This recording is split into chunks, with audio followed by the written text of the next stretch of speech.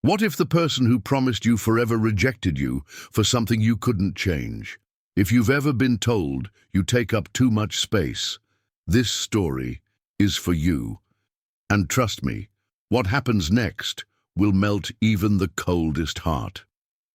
Before we jump back in, tell us where you're tuning in from, and if this story touches you, make sure you're subscribed, because tomorrow I've saved something extra special for you. The westbound Pacific Express thundered to a halt in the rain-soaked town of Timberline, Washington. Steam billowed into the crisp autumn air as passengers disembarked onto the weathered platform, their faces a mixture of exhaustion and anticipation. Among them stood Rebecca Harlow, clutching her well-worn leather suitcase with white knuckles, her 6'2" frame towering above the other travelers. Rebecca adjusted her navy traveling dress and took a steadying breath.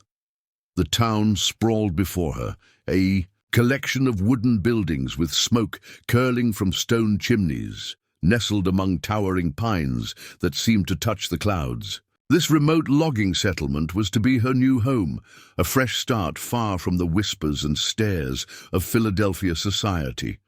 She'd never fit in back east, too tall, too bookish, too opinionated.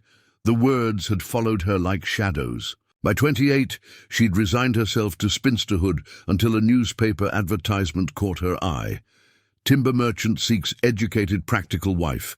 Correspondence encouraged. For 8 months, she and Thomas Whitaker had exchanged letters. His penmanship was neat, his words thoughtful. He described a thriving lumber business, a handsome house on a hill, and dreams of a family. Not once had he asked about her appearance. Not once had she mentioned her height. Their letters discussed literature, business matters, and shared hopes for the future. It felt genuine. It had felt like a possibility.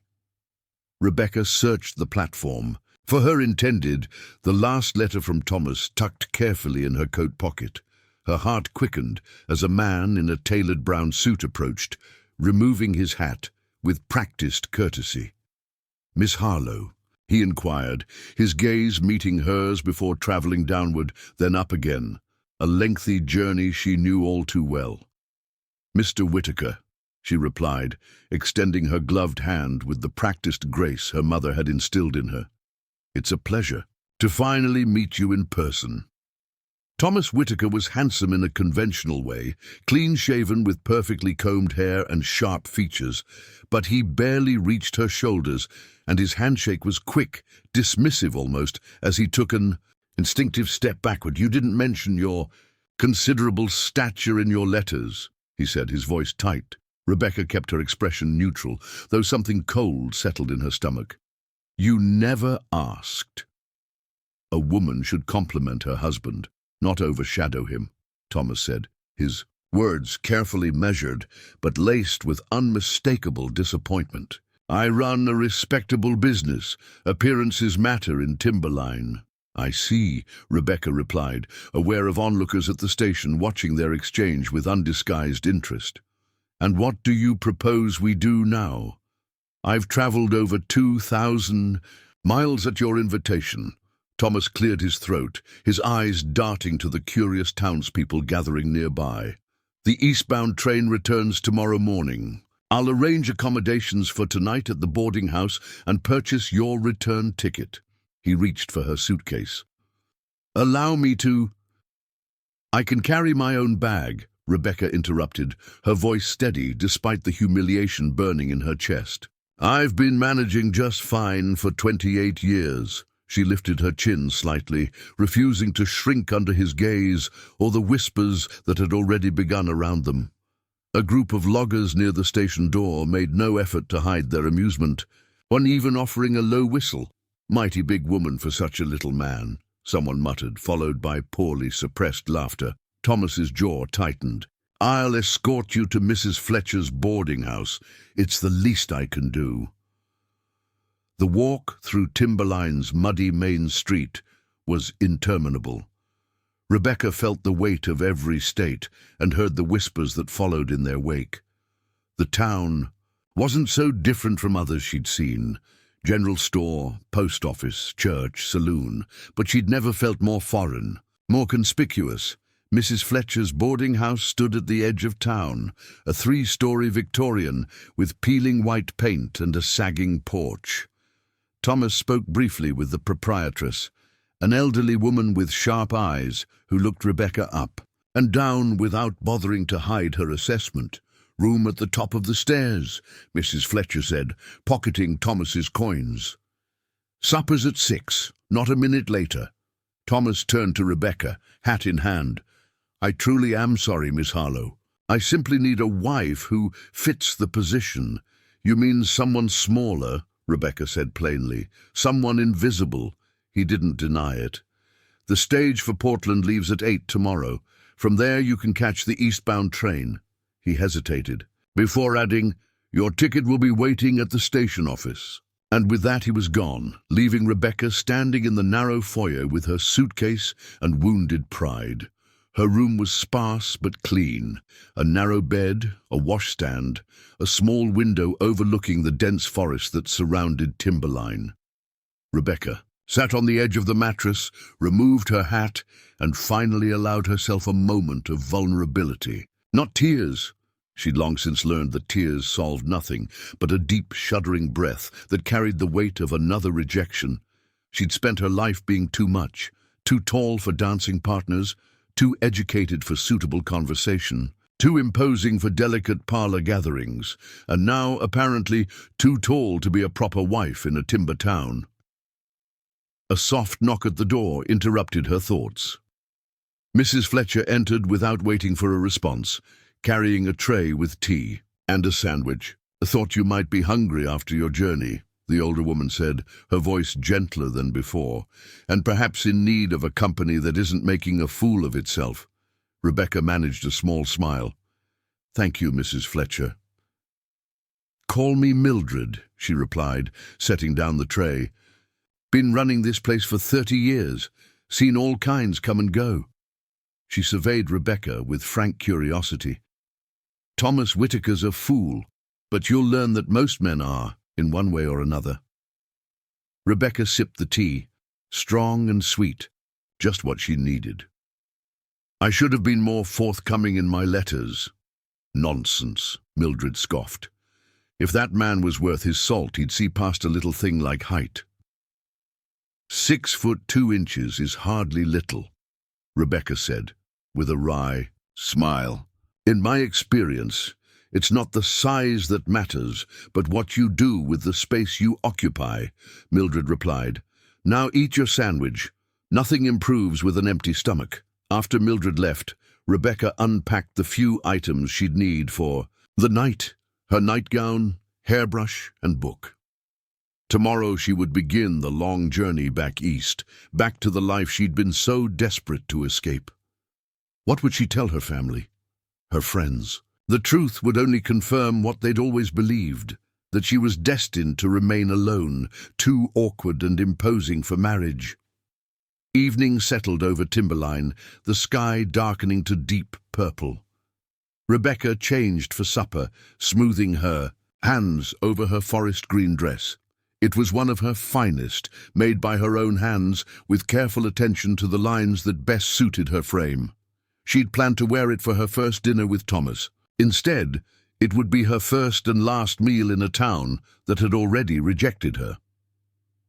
The boarding house dining room held a mix of permanent residents and travelers.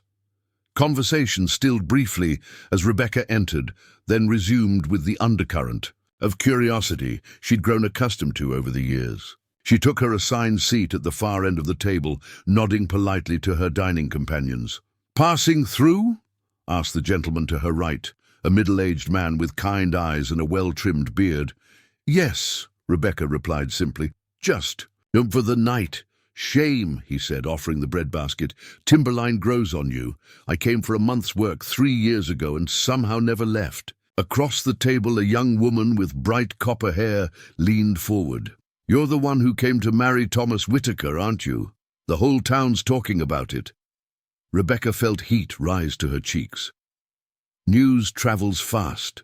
"Small towns," the woman shrugged.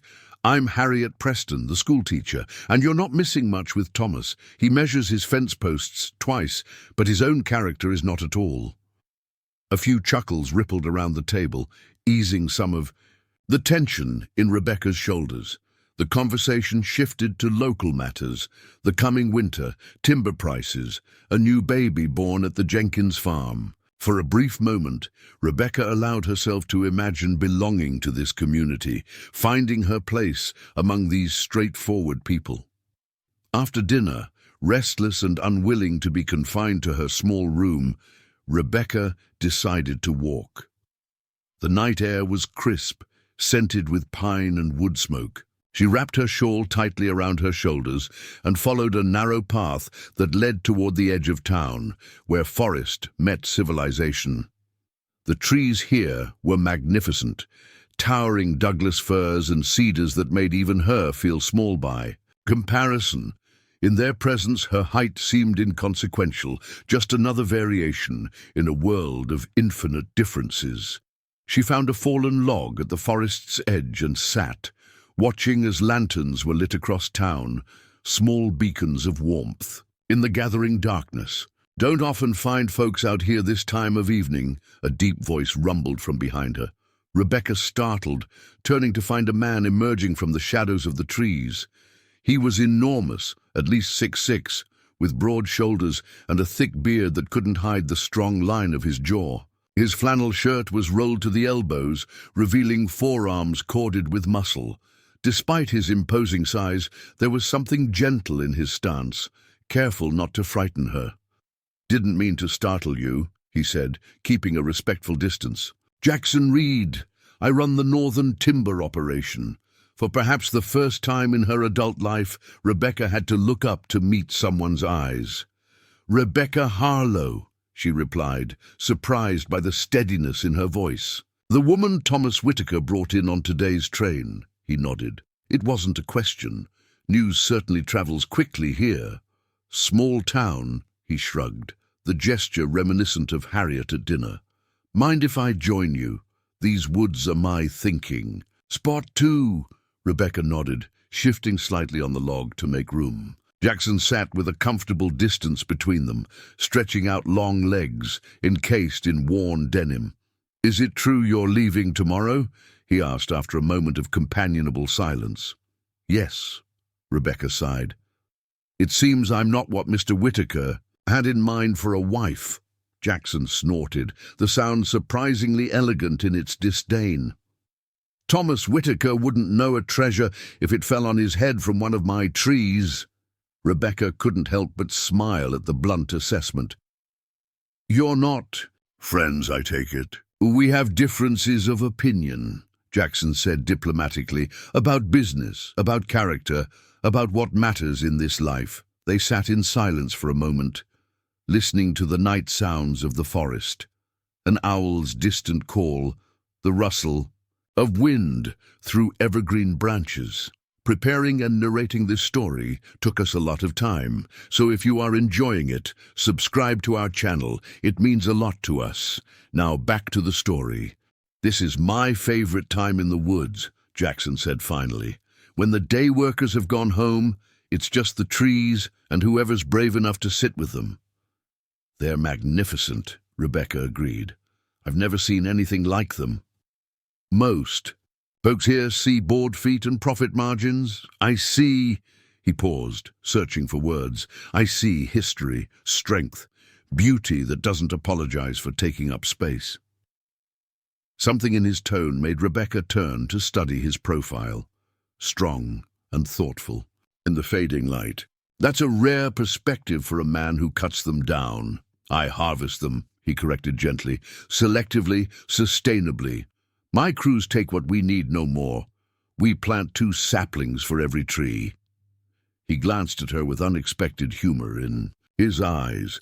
"Makes me unpopular with men like Whitaker, who want to clear-cut entire mountainsides for quick profit." Rebecca found herself warming to this giant of a man with his respectful approach to the forest. "Where I come from, people don't think much about where their lumber comes from." "Most don't," Jackson agreed, "but everything has a story. These trees, this town, He looked at her directly. "You?" Rebecca felt a curious warmth spread through her chest. "My story isn't particularly interesting." "I doubt that very much, Miss Harlow."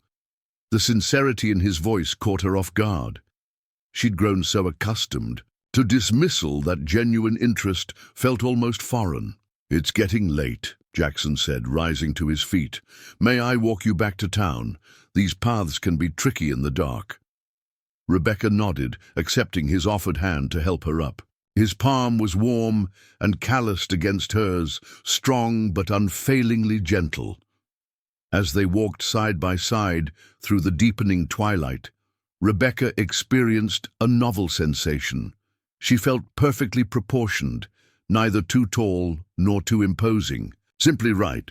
Back at the boarding house, Jackson paused at the bottom of the porch steps. "What time is your stage tomorrow?" 8 o'clock, Rebecca replied, suddenly reluctant to say goodbye to this unexpected acquaintance. Jackson nodded, his expression thoughtful. "Would you allow me to see you off in the morning, perhaps provide a proper farewell to Timberline?" "I'd like that," Rebecca said, surprising herself with the admission. "Until tomorrow then, Miss Harlow." He tipped his hat, a surprisingly elegant gesture from such a rugged man. "Sleep well." Rebecca watched him walk away, his tall figure gradually disappearing into the darkness of Timberline's main street. For the first time since stepping off the train, she felt a twinge of regret at the thought of leaving. In her room, as she prepared for bed, Rebecca found herself wondering about Jackson Reed and his northern timber operation. There was something compelling about a man who spoke of trees with reverence, who moved through the world with such easy confidence in his own skin, a man who made her feel for one brief evening as though her height was not a flaw, but simply a fact no more remarkable than the color of her eyes or the sound of her voice. But tomorrow she would board the stage for Portland, and then the long train back east. Whatever might have been explored between them would remain just that, a possibility, unrealized. Rebecca extinguished the lamp and lay in the unfamiliar bed, listening to the sounds of the boarding house settling. Around her, tomorrow would bring another journey, another beginning, or perhaps an ending. She wasn't quite sure which. Dawn arrived with gentle persistence, sunlight filtering through the thin curtains of Rebecca's boarding house room. She'd slept surprisingly well, despite the unfamiliar bed and the uncertainty of her situation. Perhaps it was the mountain air, or perhaps the unexpected encounter with Jackson Reed had calmed something restless within her.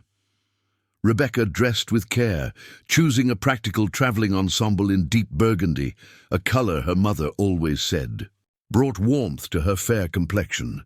As she pinned her honey-blonde hair into a simple chignon, she wondered what awaited her back in Philadelphia.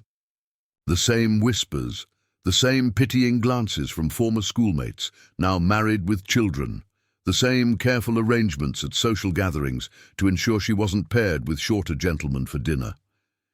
A soft knock interrupted her thoughts.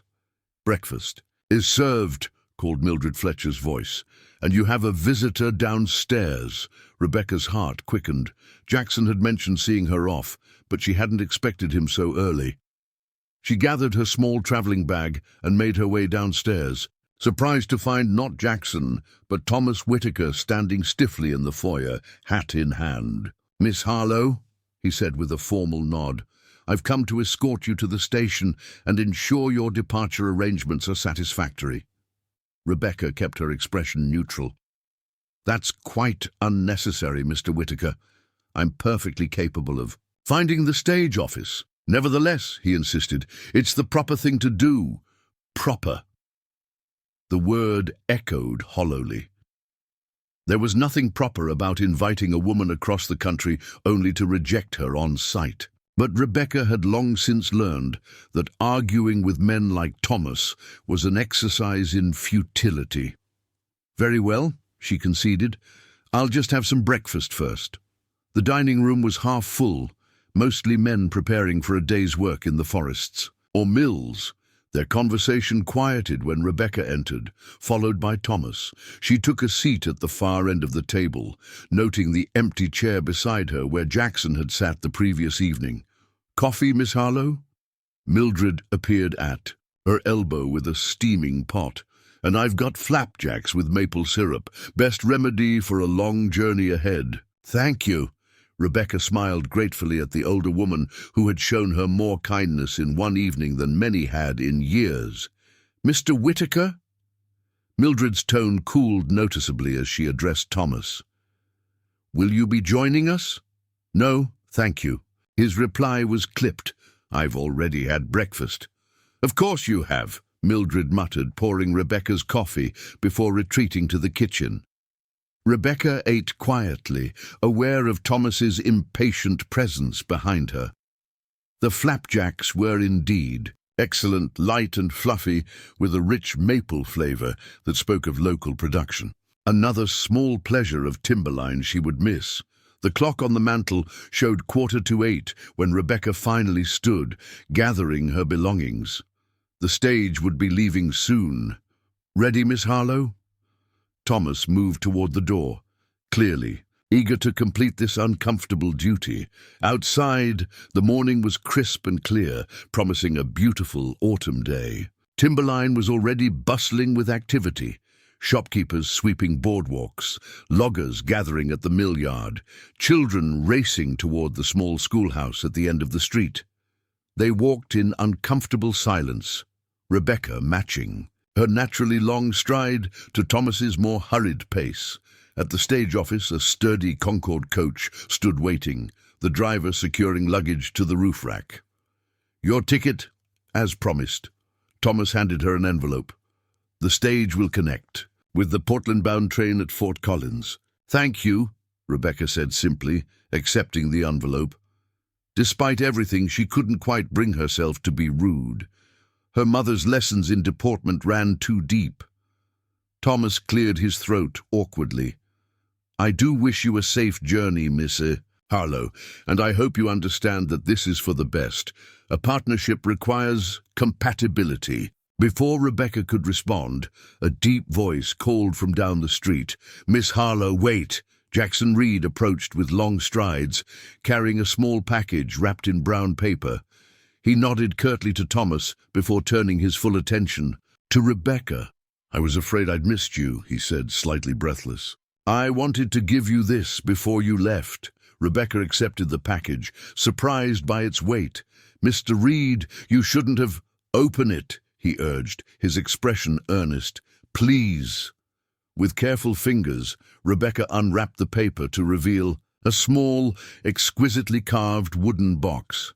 The lid featured an intricate relief of Douglas firs against a mountain backdrop, the craftsmanship remarkable in its detail. "It's beautiful," she breathed, running her fingertips over the polished surface. "Open the box," Jackson prompted gently. Inside lay a delicate pendant, a single perfect pine cone, no larger than her thumbnail, preserved somehow and suspended from a simple silver chain. "It's from a sugar pine," Jackson explained. "Hundreds of years old. The tree fell naturally last winter, and I've been saving this cone for something special." His eyes met hers with quiet intensity. "Something worthy." Thomas cleared his throat loudly. "The stage is boarding, Miss Harlow." Indeed, the driver was calling for passengers, the other travelers already climbing aboard. Jackson's expression darkened briefly before he composed himself. "Will you wear it for your journey?" Without hesitation, Rebecca removed the pendant from its box. "Would you help me?" Jackson stepped behind her, taking the delicate chain in his large, work-roughened hands. For such a big man, his touch was remarkably gentle as he fastened the clasp at the nape of her neck. The pendant settled just below her collarbone, warm against her skin. "There," he said softly, stepping back. "Safe travels, Miss Harlow." "Last call for the Portland stage," the driver announced. "You must go," Thomas insisted, reaching for her elbow. Rebecca looked between the two men, one who had rejected her on sight and one who had given her a piece of his beloved forest to carry with her. "No," she said quietly. Thomas blinked in confusion. "I beg your pardon." "I said no." Rebecca's voice grew stronger. "I will not be boarding that stage today." "But your ticket," Thomas sputtered. "Your arrangements—" "Have changed," Rebecca finished firmly. She turned to Jackson, whose expression had shifted from resignation to cautious hope. "Mr. Reed, does Timberline have a need for someone who can sew? Or perhaps teach literature alongside arithmetic in the schoolhouse?" A slow smile spread across Jackson's face, transforming his rugged features. "I believe Timberline could find use for many talents, Miss Harlow, especially those accompanied by courage." Thomas's face flushed with indignation. "This is highly irregular. You cannot simply—" "I believe Miss Harlow just did," Jackson interrupted, his tone pleasant but brooking no argument. "Perhaps you have business to attend to elsewhere, Whitaker." For a moment Thomas looked as though he might protest further. Then, with a stiff nod to Rebecca, he turned on his heel and strode away. "Are you certain?" Jackson asked, once Thomas was out of earshot. "This isn't just to spite him?" Rebecca touched the pine cone pendant at her throat. "Quite certain. Though I'll need to find lodgings and employment rather quickly." "Mrs. Fletcher will be delighted to have you stay on," Jackson assured her. "And as for employment, perhaps we should discuss that over lunch, after you've had time to settle your thoughts." "I'd like that," Rebecca smiled, feeling lighter than she had in years. The stage departed without her, dust settling in its wake as it rumbled out of Timberline. Rebecca watched it go without regret. Sometimes, she reflected, the most promising journeys were the ones that ended before they truly began. The following days unfolded with unexpected ease. Rebecca remained at the boarding house, moving from the travelers' quarters to a more spacious corner room on the second floor, with windows that captured both morning and afternoon light. Mildred insisted on a reduced rate in exchange for help. With the account books and some much-needed mending of linens, never was much good with numbers, the older woman confessed, or stitching straight seams for that matter. Word spread quickly that Rebecca was a skilled seamstress. By the end of her first week in Timberline, she had orders for 3 winter dresses, repairs for a half-dozen shirts, and an ambitious request from Harriet Preston for new curtains for the schoolhouse. "The current ones let in every draft," Harriet explained over tea in Rebecca's new room. "The children spend half the lessons shivering instead of learning their sums." Rebecca welcomed the work.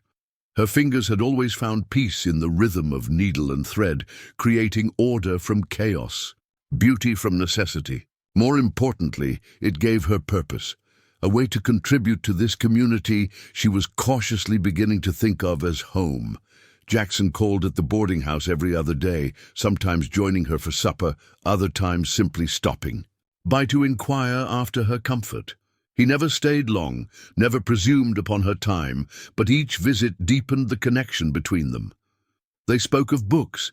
He was surprisingly well read for a man who spent most of his days in the forest.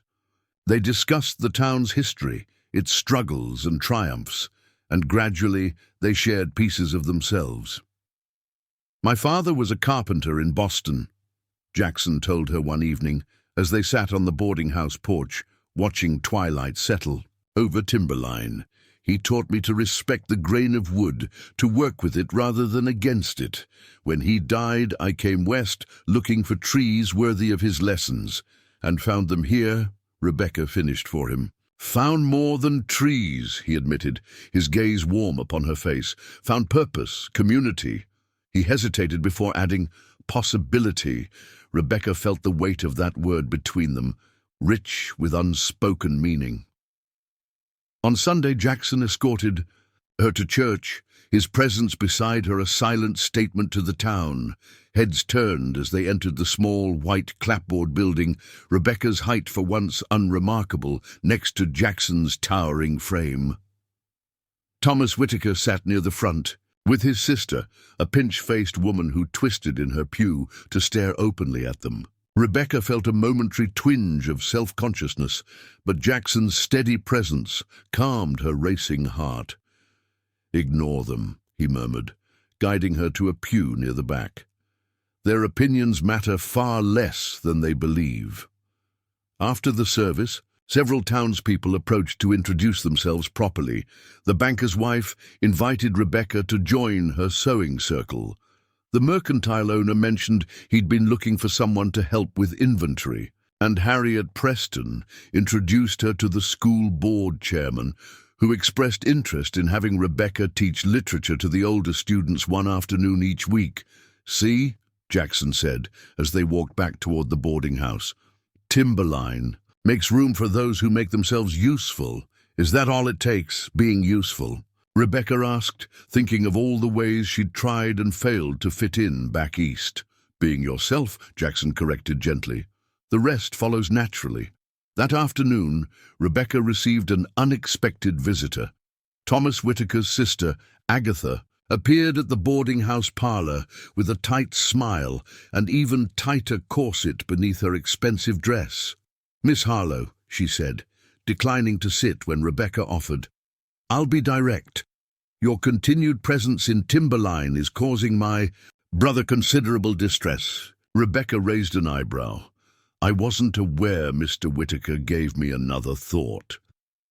"He is a prominent businessman," Agatha continued as if Rebecca hadn't spoken. "Your situation with him is the subject of unfortunate gossip." "My situation?" "Your rejection, followed by this dalliance with Jackson Reed." Agatha's lips pursed, as if she'd tasted something sour. "It reflects poorly on Thomas." Rebecca felt a flare of indignation. "With all due respect, Miss," Agatha corrected sharply. "Miss Whitaker," Rebecca amended. "Your brother rejected me the moment I stepped off the train, solely because of my height. I have since found welcome elsewhere in Timberline. How does that reflect poorly on anyone but him?" Agatha's nostrils flared slightly. "You're creating a spectacle of yourself with Reed. He's not the sort Thomas wanted associated with our family business." "I am not, nor will I ever be, part of your family business," Rebecca replied evenly. "And my friendship with Mr. Reed is no one's concern but our own." "He's trying to provoke Thomas," Agatha insisted, "using you to strike at our timber interests." Rebecca stood, using her full height to advantage for perhaps the first time in her life. "I am not being used by anyone, Miss Whitaker. Now, if you'll excuse me, I have work to complete before supper." Agatha left in a rustle of expensive fabric and wounded pride. Rebecca watched from the window as the woman marched down the street, back rigid with indignation. "Well done," came Mildred's voice from the doorway. "That one's needed a good setting down for years." Rebecca turned, embarrassed to have been overheard. "I should have been more diplomatic." "Diplomacy's wasted on people who've already decided not to hear you," Mildred shrugged. "Now come help me with these pies. Jackson's joining us for supper, and that man has an appetite like a bear before hibernation." Later, as they enjoyed Mildred's excellent apple pie, Rebecca related the encounter to Jackson, who listened with a deepening frown. "The Whitakers have been trying to buy out my northern timber claim for years," he explained when she finished. "Thomas wants to clear-cut the entire valley for a quick profit before moving on. I've refused every offer, and now he thinks I'm somehow part of your business strategy." Rebecca couldn't help but laugh at the absurdity. "Thomas sees the world as transactions," Jackson said, his expression softening as he looked at her. "I can't imagine anyone acting from genuine feelings." The word hung between them, genuine, a quiet acknowledgement of the growing connection they both felt but had yet to name. "Will there be trouble?" Rebecca asked. "Between your business and his?" Jackson considered this. "There's a town council meeting next week. Whitaker's proposing a new agreement with the railroad, one that would give him exclusive rights to transport timber from the eastern slopes." He hesitated before adding, "It would effectively cut off my access to the main line." "Can he do that?" "Not Without council approval, Jackson replied, and not if enough people speak against it. Then we must ensure they do, Rebecca said firmly. Jackson's expression warmed. We? Yes, we, she confirmed, surprising herself with the conviction in her voice. Timberline is my home now, too. I have a stake in its future. That night, as Rebecca prepared for bed, she found herself standing before the small mirror in her room, really looking at herself perhaps for the first time in years. She was tall, yes, uncommonly so for a woman. But her height was simply a fact of her existence, neither good nor bad. It had shaped her experiences, her perspective, even her posture, but it did not define her worth.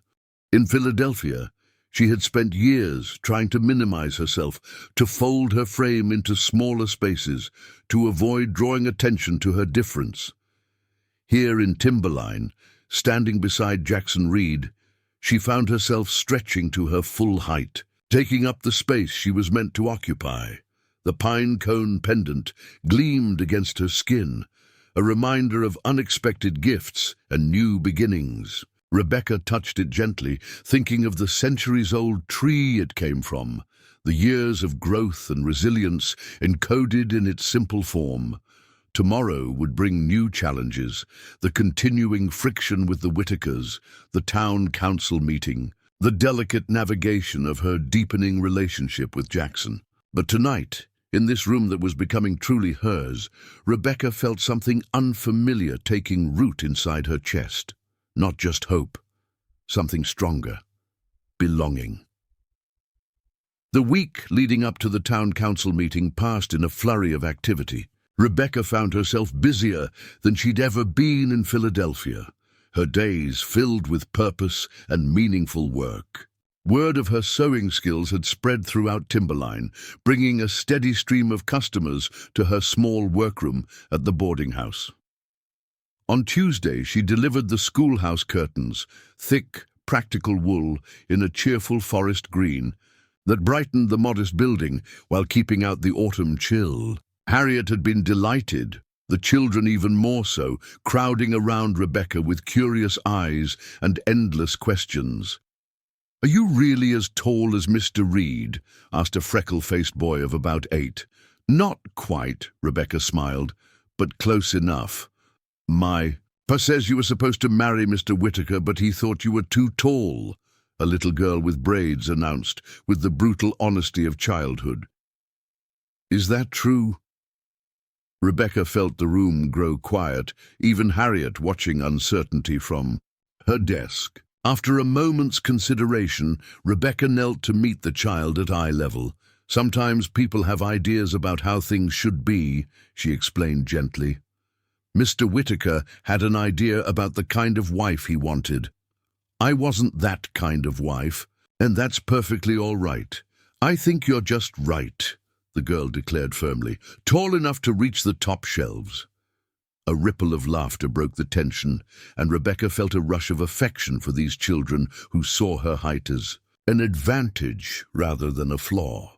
That afternoon, Jackson arrived at the boarding house with an unexpected proposal. "My foreman's wife is expecting their 3rd child," he explained, as they walked along the pine-shaded path that had become their favorite route. "She's been mending the crew's work clothes, but she's confined to bed now. The men are starting to look rather ragged." "Are you asking me to mend for your logging crew?" Rebecca asked, intrigued by the prospect. "I'm suggesting a business arrangement," Jackson clarified. "You'd handle repairs, replacements when necessary, perhaps even some new garments for the winter. Proper compensation, of course." Rebecca considered this. "How many men?" 28 at present," Jackson replied. "Hard workers, but harder still on their clothes." "That's a significant undertaking," she mused, mentally calculating the hours of work involved. Too much. There was no challenge in his question, only genuine concern. "Not at all," Rebecca decided. "But I'll need supplies, heavy-duty thread, waxed canvas, sturdy wool, and a schedule for deliveries and pickups." Jackson grinned, the expression transforming his serious face. "I knew you'd approach this practically. I've already spoken with Peterson at the Mercantile. He'll extend credit for whatever materials you require, billed to the company account." "You were that certain I'd agree?" Rebecca raised an eyebrow, trying to appear stern despite the smile tugging at her lips. "Hopeful," he corrected, his eyes warming as they met hers. "Not certain." They paused at the edge of town, where the forest began its steady climb toward the mountains.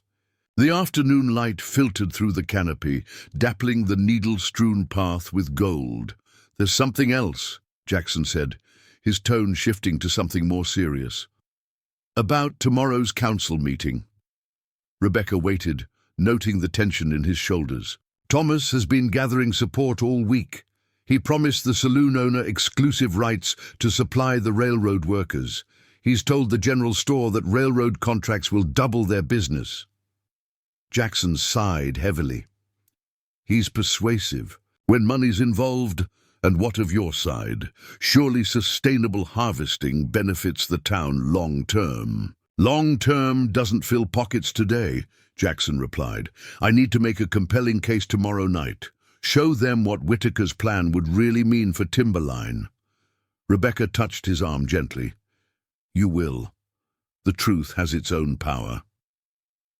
"Truth needs a voice," Jackson said, covering her hand with his own. "Which is why I hoped you might speak as well." Rebecca blinked in surprise. "Me?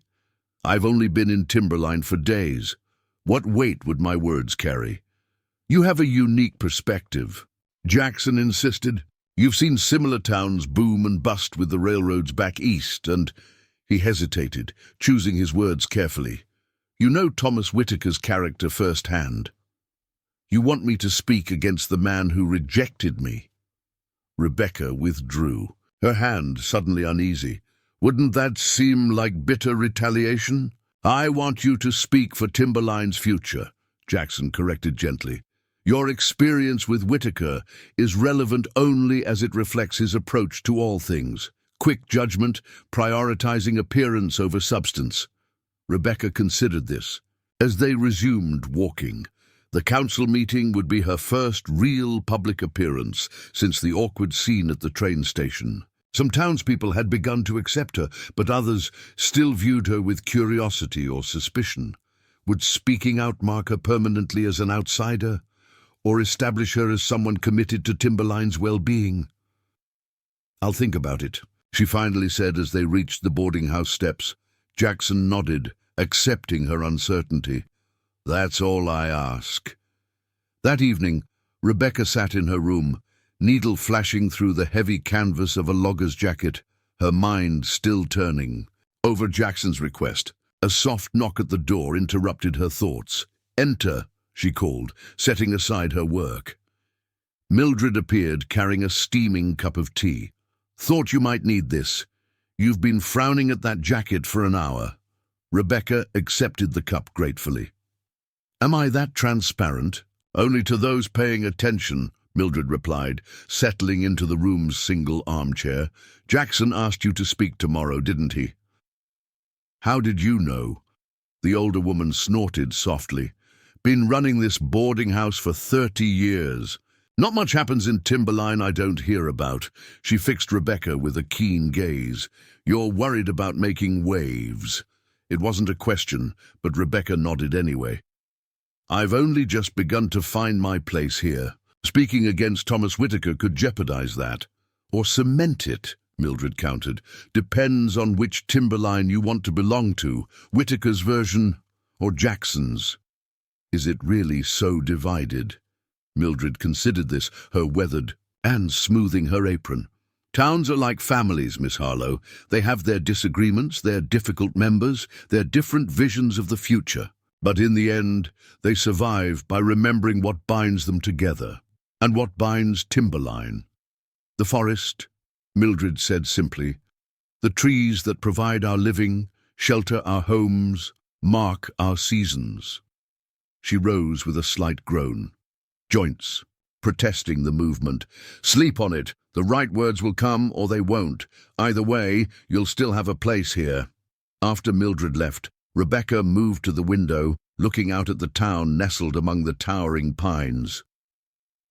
In just over a week, she'd begun to feel a connection to this place, to its rhythm, its people, its quiet dignity. The thought of it being transformed by hasty development, the ancient trees sacrificed for quick profit, stirred something protective inside her.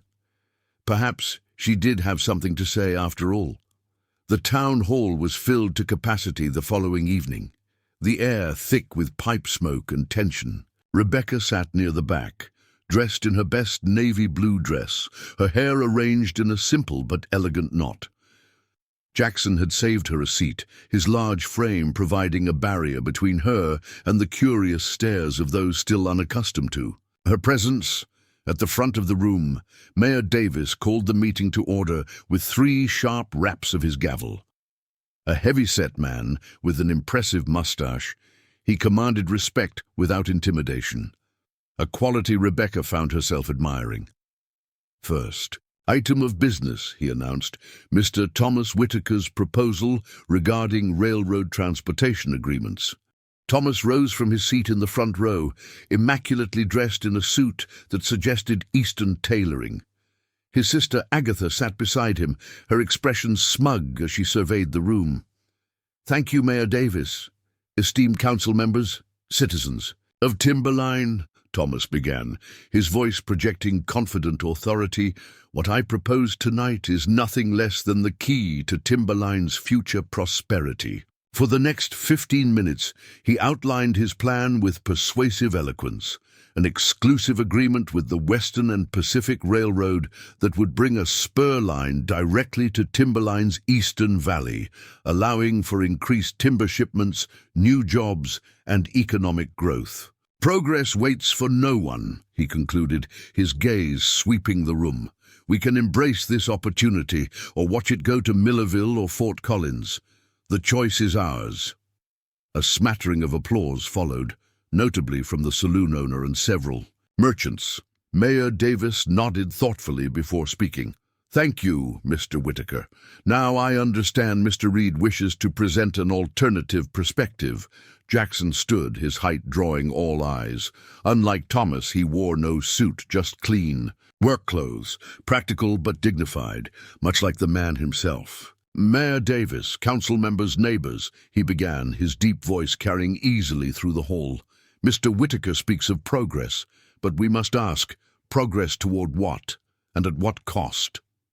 With methodical precision, Jackson outlined the environmental impact of Whitaker's plan, the clear-cutting of old-growth forest, the erosion that would follow, the long-term depletion of the very resource Timberline depended upon. "What Mr. Whitaker proposes isn't sustainable," Jackson emphasized, unrolling a hand-drawn map on the council table. "This isn't about resisting change. It's about ensuring Timberline still exists for our children and grandchildren." He presented his alternative, a modified agreement that would utilize existing rail lines with strategically placed loading stations, allowing for increased shipments without devastating the Eastern Valley. "We can have growth without destruction," Jackson concluded. "We can have profit without sacrifice. Timberline deserves both." The room remained silent when he finished, the weight of 2 competing visions hanging in the air. Mayor Davis cleared his throat. "Thank you, Mr. Reed. Before the council deliberates, are there citizens who wish to speak on this matter?" Rebecca felt her heart quicken. Jackson glanced at her, his expression not pressuring but supportive, whatever her decision. Before she could second-guess herself, she rose to her full height. "I would like to speak, Mayor Davis." A murmur rippled through the crowd. At the front of the room, Thomas Whitaker's expression darkened while Agatha's lips pressed into a thin line of disapproval. The mayor nodded encouragingly. "Please come forward, Miss Harlow." Rebecca made her way to the front, acutely aware of every eye following her progress. She took a deep breath, centering herself before turning to face the assembled townspeople. "My name is Rebecca Harlow. Many Of you know me as the woman who arrived on the westbound train to marry Thomas Whitaker, only to be rejected because of my height. She stated this plainly, without bitterness or self-pity. Others know me as the new seamstress at Mrs. Fletcher's boarding house. She paused, gathering her thoughts. What few of you know is that before coming west, I lived in 3 different railroad towns in Pennsylvania. I watched Chester Creek transform from a thriving timber community to a ghost town in less than 5 years after the railroad came through. Rebecca described what she'd witnessed. The initial prosperity, followed by rapid deforestation, soil erosion that contaminated the water supply, and finally the railroad's departure once the timber was exhausted, leaving behind an economically devastated community. Clear-cutting doesn't just destroy trees, she continued. It destroys futures. The railroad doesn't care about timberline. It cares about timber, and once that's gone, so is their interest in this town. She turned slightly to address the council. Directly, I came to Timberline seeking a fresh start, a place to belong. In just over a week, I've found work, friendship, and community here. I've seen the dignity of labor and the profound respect many of you have for the forest that sustains you. Her gaze swept the room, connecting with various faces. Harriet, Preston, the mercantile owner, even Mildred, who had slipped in at the back of the hall. Mr. Reed's proposal offers balance, economic opportunity alongside environmental stewardship. It acknowledges that Timberline's prosperity can't be separated from the forest's health. She straightened her shoulders. I may be new here, but I hope to call this place home for many years to come. I want it to remain the strong, proud community I'm coming to love, not another abandoned railroad town. When Rebecca returned to her seat, the hall erupted in discussion, dozens of conversations overlapping as neighbors debated the merits of both proposals. Jackson's hand found hers, squeezing gently in silent support. "You were magnificent," he whispered. Mayor Davis called for order, then invited further comment. Several citizens rose to speak, some supporting Whitaker's vision of rapid development, others advocating for Reed's more measured approach. Finally, as the clock neared 10, the mayor called for the council vote. The 5 members conferred briefly before delivering their decision. By a vote of 3-2, Mayor Davis announced, the council has decided to pursue Mr. Reed's proposal with the condition that quarterly progress reports be submitted regarding timber harvests and shipment volumes. A cheer went up from Jackson's supporters, while Thomas Whitaker rose abruptly, his face flushed with anger. He gathered his papers without a word, Agatha following in his wake as they exited the hall. Outside, the night air had turned crisp, stars appearing in brilliant clusters above the pine-darkened horizon. Citizens lingered on the town hall steps, continuing their discussions in smaller groups. Several approached Rebecca to shake her hand or offer thanks for her perspective. "You've made quite an impression," Jackson observed as they finally made their way toward the boarding house. "Especially for someone worried about her place here." Rebecca smiled, feeling lighter than she had in years. "Perhaps I needed to find my voice as much as my place." "It's a good voice," he said simply, "clear and true." They walked in companionable silence, the events of the evening settling around them. At the boarding house gate, Jackson paused, his expression turning serious. "Whitaker won't take this defeat lightly," he warned. "He's not used to being opposed, much less bested. What do you think he'll do?" Jackson shook his head. "No, nothing immediately. He's too shrewd for that, but he'll look for another angle, another approach. Then we'll face that when it comes," Rebecca said with more confidence than she entirely felt. "Together." The word hung between them, weighted with meaning neither was quite ready to articulate. Jackson's eyes softened as he looked down at her. "Together," he agreed quietly. He hesitated, then reached out to tuck a stray strand of hair behind her ear, his fingers gentle against her cheek. "I should let you rest. Tomorrow will bring its own challenges." "Good night, Jackson," she said softly. "Good night, Rebecca." She watched him walk away, his tall figure silhouetted against the gaslit street. Only when he turned the corner did she enter the boarding house, where Mildred waited in the parlor with tea and a knowing smile. "Well?" the older woman prompted. The council approved Jackson's proposal," Rebecca confirmed, accepting the offered cup. "I meant the other matter," Mildred clarified, her eyes twinkling.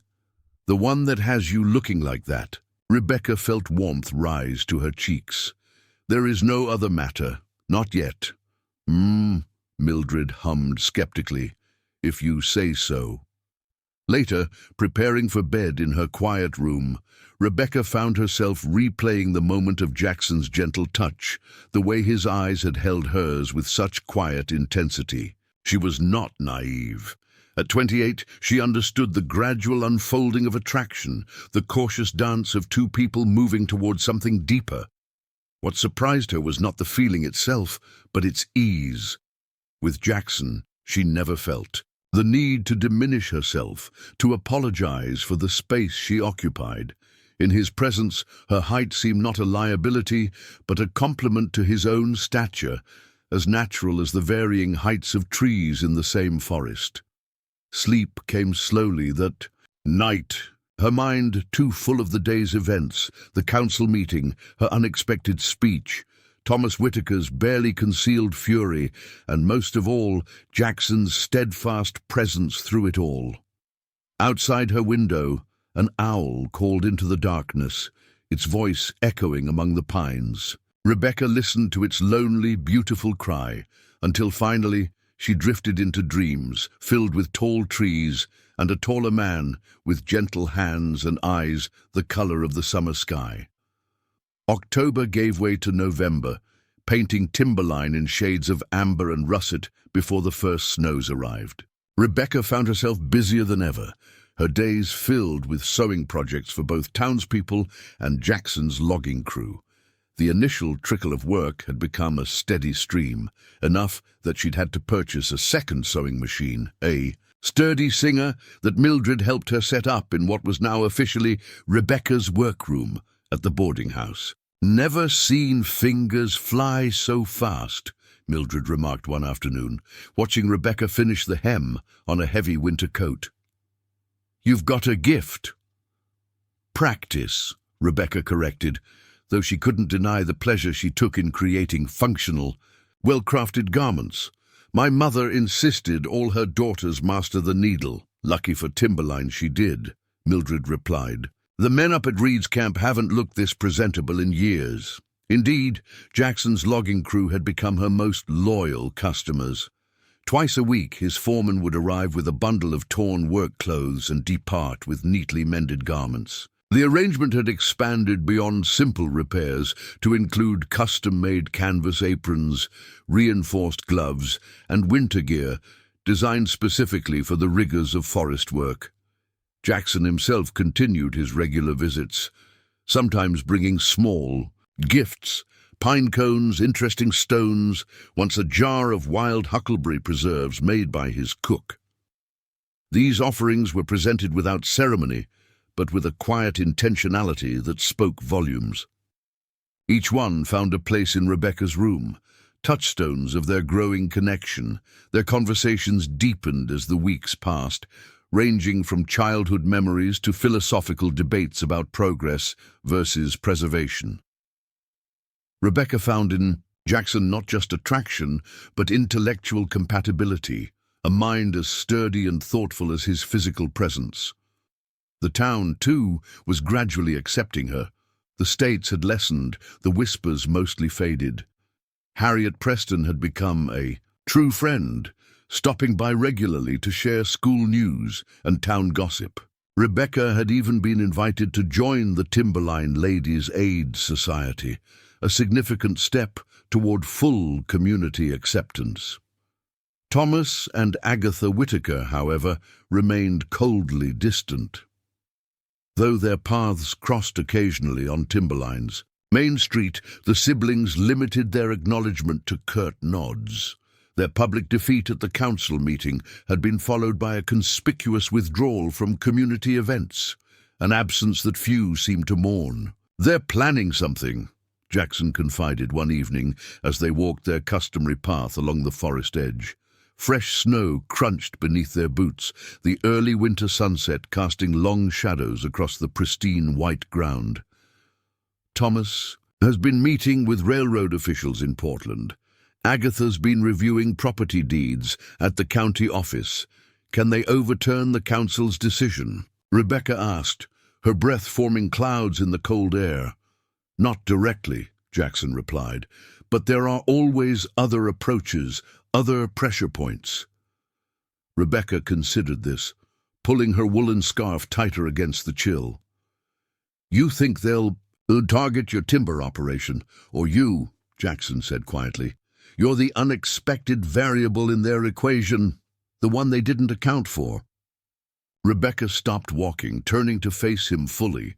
"Me, I'm hardly a threat to their business interests." Jackson's expression was grave, his eyes reflecting concern. "You gave Timberline a different perspective. You supported me publicly, and—" He hesitated, choosing his words carefully. "Thomas is a man who doesn't forgive perceived humiliation." The weight of his warning settled around her shoulders like a heavy cloak. "What should we do?" "Be vigilant," Jackson said simply, "and remember that in Timberline, you're not alone anymore." The warmth that spread through her chest at his words had nothing to do with her thick winter coat. 2 days later, Rebecca was measuring fabric for new curtains when the shop bell jangled. She looked up to find Mayor Davis filling the doorway, his expression unusually serious. "Miss Harlow," he said, removing his hat, "might I have a word?" "Of course, Mayor." Rebecca set aside her work, gesturing to the chair opposite her work table. "Is everything all right?" The mayor settled his substantial frame onto the delicate chair with careful movements. "There's been a development regarding your legal status in Timberline." "My legal status?" Rebecca echoed, puzzled. Mayor Davis looked uncomfortable. "As you know, the town charter has certain provisions for new residents. Ordinarily, they're mere formalities, but—" He cleared his throat. "Thomas Whitaker has raised a formal objection to your business operations, citing the residence requirement for commercial enterprises." Understanding dawned. "Because I haven't been here for 3 months yet." 6 months, actually, the mayor corrected. "The charter requires 6 months of established residence before operating a business without special dispensation." Rebecca's mind raced. "But I'm not running a storefront. I'm working from Mrs. Fletcher's boarding house." "Which is precisely the second objection," Mayor Davis sighed. "The boarding house isn't zoned for commercial activity beyond lodging, technically speaking." Rebecca felt a flicker of anger. "These objections come rather conveniently after I spoke against Mr. Whitaker's interests at the council meeting." "Yes, well," the mayor shifted uncomfortably. "Mr. Whitaker is within his rights to raise these concerns, however timely they might appear." "What does this mean for my work?" Rebecca asked, thinking of her commitments to customers, of the income she'd come to depend upon. "The council will need to review the matter at our next meeting," Mayor Davis explained. "Until then you may continue operating, but—" His expression grew more troubled. "If the charter provisions are strictly enforced, you could be required to suspend business operations until the residence requirement is met." 4 more months, Rebecca calculated aloud. 4 months without income, without the work that had given her purpose and place in this community. The mayor nodded solemnly. "I wanted to inform you personally. The official notice will be delivered tomorrow." After he left, Rebecca sat motionless at her work table, mind churning with implications. This wasn't just an inconvenience. It was a calculated move to undermine her position in Timberline. Without her business, her reason for staying became more tenuous. Without income, her independence would be threatened. Exactly as Jackson had warned, the Whitakers were striking back, and they'd found her vulnerability. When Mildred returned from the market, Rebecca shared the mayor's news. Ridiculous bureaucratic nonsense, the older woman declared, setting down her purchases with more force than necessary. That charter provision hasn't been enforced since Judge Patterson caught Floyd Miller selling moonshine out of his barn in '79. Nevertheless, it exists, Rebecca said, and the Whitakers intend to use it against me. Mildred's eyes narrowed shrewdly. Have you told Jackson? Not yet. You should. That man has influence with the council. Mildred began unpacking her market basket with efficient movements. And he cares for you a great deal more than he's admitted out loud. Rebecca felt warmth rise to her cheeks. We're friends, Mildred. The older woman snorted softly. If you say so, dear. Rebecca sent word to Jackson that evening, a brief note explaining the situation. His response came before nightfall, not in writing but in person, his tall frame appearing at the boarding house door just as supper concluded. Walk with me? He asked, his expression grave beneath his snow-dusted hat. Outside, the night was clear and bitterly cold, stars shimmering like ice crystals in the black sky. They walked in silence until they reached the edge of town, their usual spot where forest met settlement. This is my fault, Jackson said finally. Whitaker's targeting you to get at me.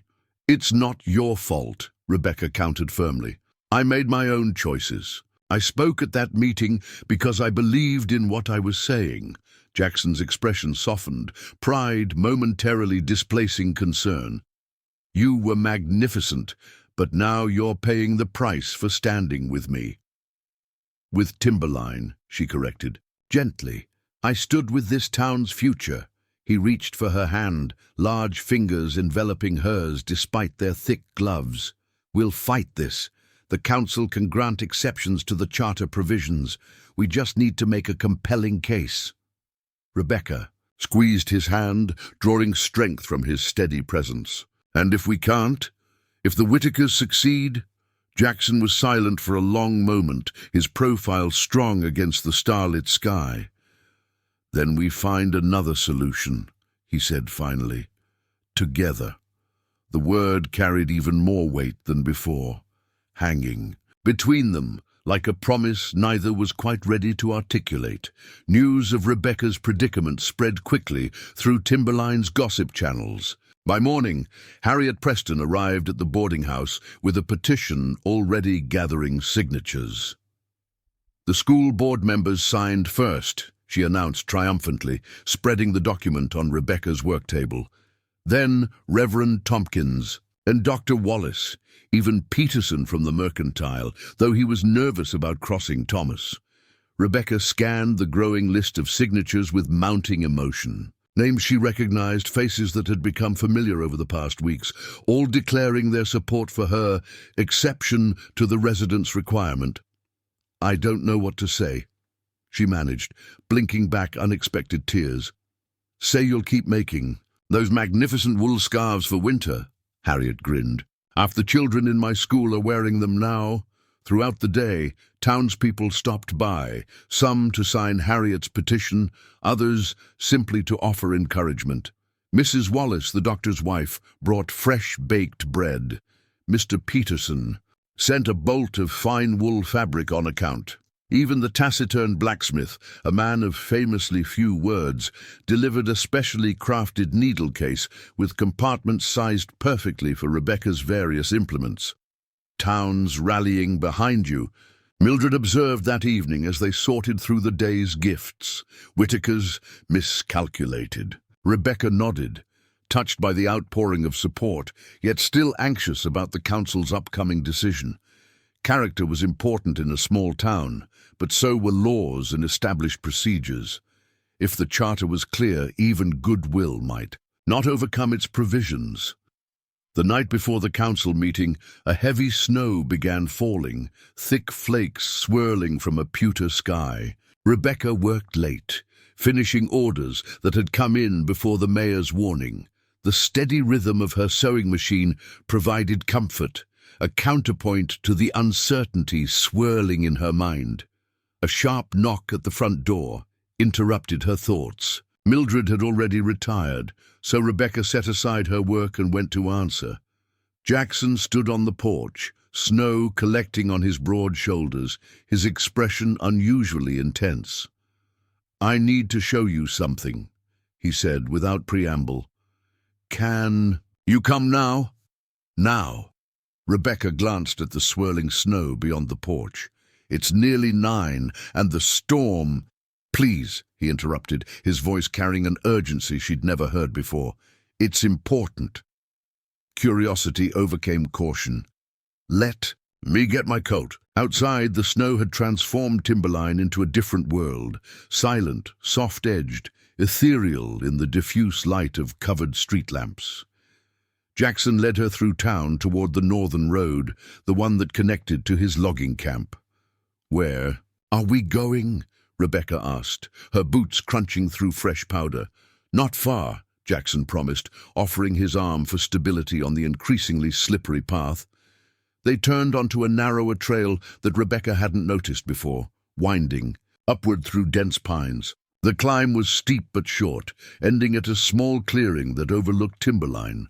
Below them, the town's lights glimmered through the falling snow like stars fallen to earth.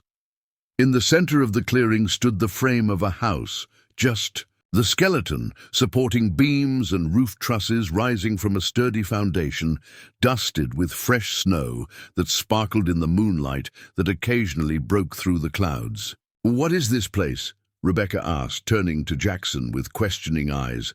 "My home," he replied simply. "Or it will be. I've been building it since summer." Rebecca moved closer to the structure, noticing details in the gloom. Extra tall, Dr. frames, high ceilings, windows positioned to capture the valley view.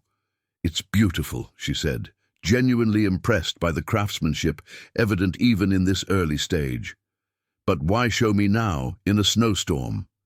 Jackson stepped forward. Snow, crunching beneath his heavy boots. "Because tomorrow the council will decide your fate in Timberline, and before that happens, I need you to know that whatever they decide, you have a place here." Rebecca's heart quickened. "Jackson, I've been building this house since July." He continued, moving closer until she could see his eyes, serious and intent. 3 bedrooms, a proper kitchen, a sitting room with windows facing east to catch the sunrise. Every doorway is 7 feet tall. Understanding dawned slowly, then all at once. "You designed it for someone tall." "I designed it for someone I hadn't met yet," he corrected softly. "Someone I hoped might exist somewhere in this world." Rebecca felt breathless, and not from the climb or the cold. "Why are you telling me this now?" Jackson took a deep breath, steam clouding around his face in the freezing air. "Because I need you to understand what you mean to this town. To me." He gestured toward the house frame. "I started building this before you arrived, but since the moment I saw you standing by that fallen log at the edge of the forest, I've been building it for you." Snow continued to fall around them, coating their shoulders, melting on their flushed cheeks. Rebecca struggled to find words equal to the moment. "I don't want you to answer now," Jackson said, reading her hesitation correctly. "It's too soon, I know that. But tomorrow, when you face the council, I want you to know that your place in Timberline doesn't depend on their decision." "Because of this house?" Rebecca asked, her voice barely above a whisper. "Because of us," Jackson replied simply. He reached out slowly, giving her time to withdraw if she wished, and cradled her face in his gloved hands. "If you decide to stay in Timberline, if you decide to stay with me, we'll build something stronger than any charter provision or business regulation." Rebecca leaned into his touch, her heart full. "I've been standing tall my whole life," she said softly. "But until I came here, until I met you, I never really stood proud." Jackson's smile transformed his face, melting years of solitude in an instant. You are the most magnificent woman I've ever known." Snowflakes caught in his beard, on his eyelashes, in the dark waves of his hair. Rebecca had never seen anything more beautiful than this man, this moment, this promise of a future neither of them had dared imagine. Slowly, giving her every opportunity to step away, Jackson leaned down and pressed his lips to hers. The kiss was gentle, questioning at first, then deepening as Rebecca responded. For the first time in her life, she didn't have to bend down or adjust her posture. Their bodies aligned perfectly, as if designed for this very purpose. When they finally parted, both slightly breathless, Jackson rested his forehead against hers. "Whatever happens tomorrow, we face it together." "Together," Rebecca agreed, the word no longer tentative but solid, substantial, a foundation as strong as the one beneath the house that surrounded them.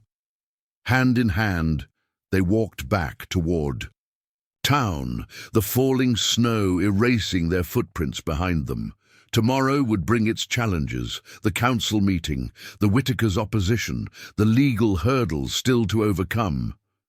But tonight, in the quiet magic of fresh snow and new beginnings, Rebecca felt a certainty that had eluded her all her life. She belonged here, in this town among the towering pines. She belonged beside this man, who saw her height not as a flaw, but as a perfect complement to his own. For the first time since arriving in Timberline, Rebecca didn't worry about taking up too much space. Instead, she wondered if perhaps she had finally found exactly the space she was meant to fill. Morning arrived with crystalline clarity, the storm having passed during the night, leaving Timberline transformed under a pristine blanket of snow. Rebecca stood at her window, watching the town come to life. Shopkeepers clearing paths, children trudging to school, smoke rising from chimneys into the brilliant blue sky. Today, the council would decide her fate, or rather, the fate of her business. Though the two had become so intertwined, she could hardly separate them anymore. Her workroom represented more than income. It was tangible evidence of her place in this community, her contribution to its daily life. And after last night, after Jackson's revelation on the snowy hillside, the stakes felt even higher. She touched her lips lightly, still feeling the gentle pressure of his kiss, the absolute brightness of being held by someone who didn't make her feel too tall, too much, too anything except exactly as she should be. "You're wool-gathering," Mildred observed from the doorway, her tone knowing. "And with that look on your face, I'd wager it's not about the council meeting." Rebecca turned, unable to hide her smile. "Is it that obvious?" "Only to someone who's been watching you two dance around each other for weeks." Mildred entered the room fully, carrying a breakfast tray. "So he finally spoke up, did he?" "He showed me the house he's building," Rebecca admitted, accepting the offered coffee. "With 7-foot doorways." Mildred's expression softened. "That man's been alone too long, building a house for a woman he hadn't met yet." She shook her head fondly. "Romantic fool." "He's not a fool," Rebecca protested gently. "All men in love are fools," Mildred countered with the wisdom of years. "The good ones are fools who build taller doorways." Rebecca laughed, some of her anxiety about the day ahead dissolving in the warmth of Mildred's understanding. They shared breakfast in companionable conversation, deliberately avoiding discussion of the council meeting until a knock at the front door signaled it was time.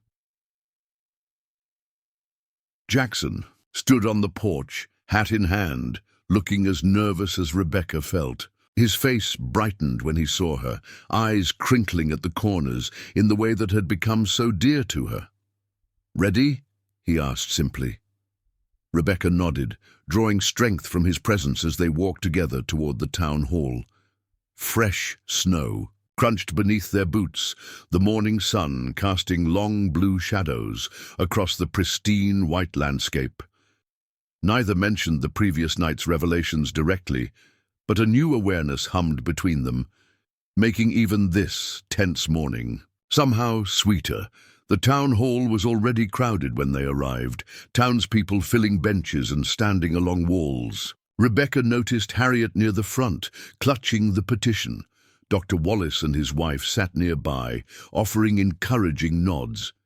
Even Mr. Peterson from the Mercantile was present, though he kept glancing nervously toward the door.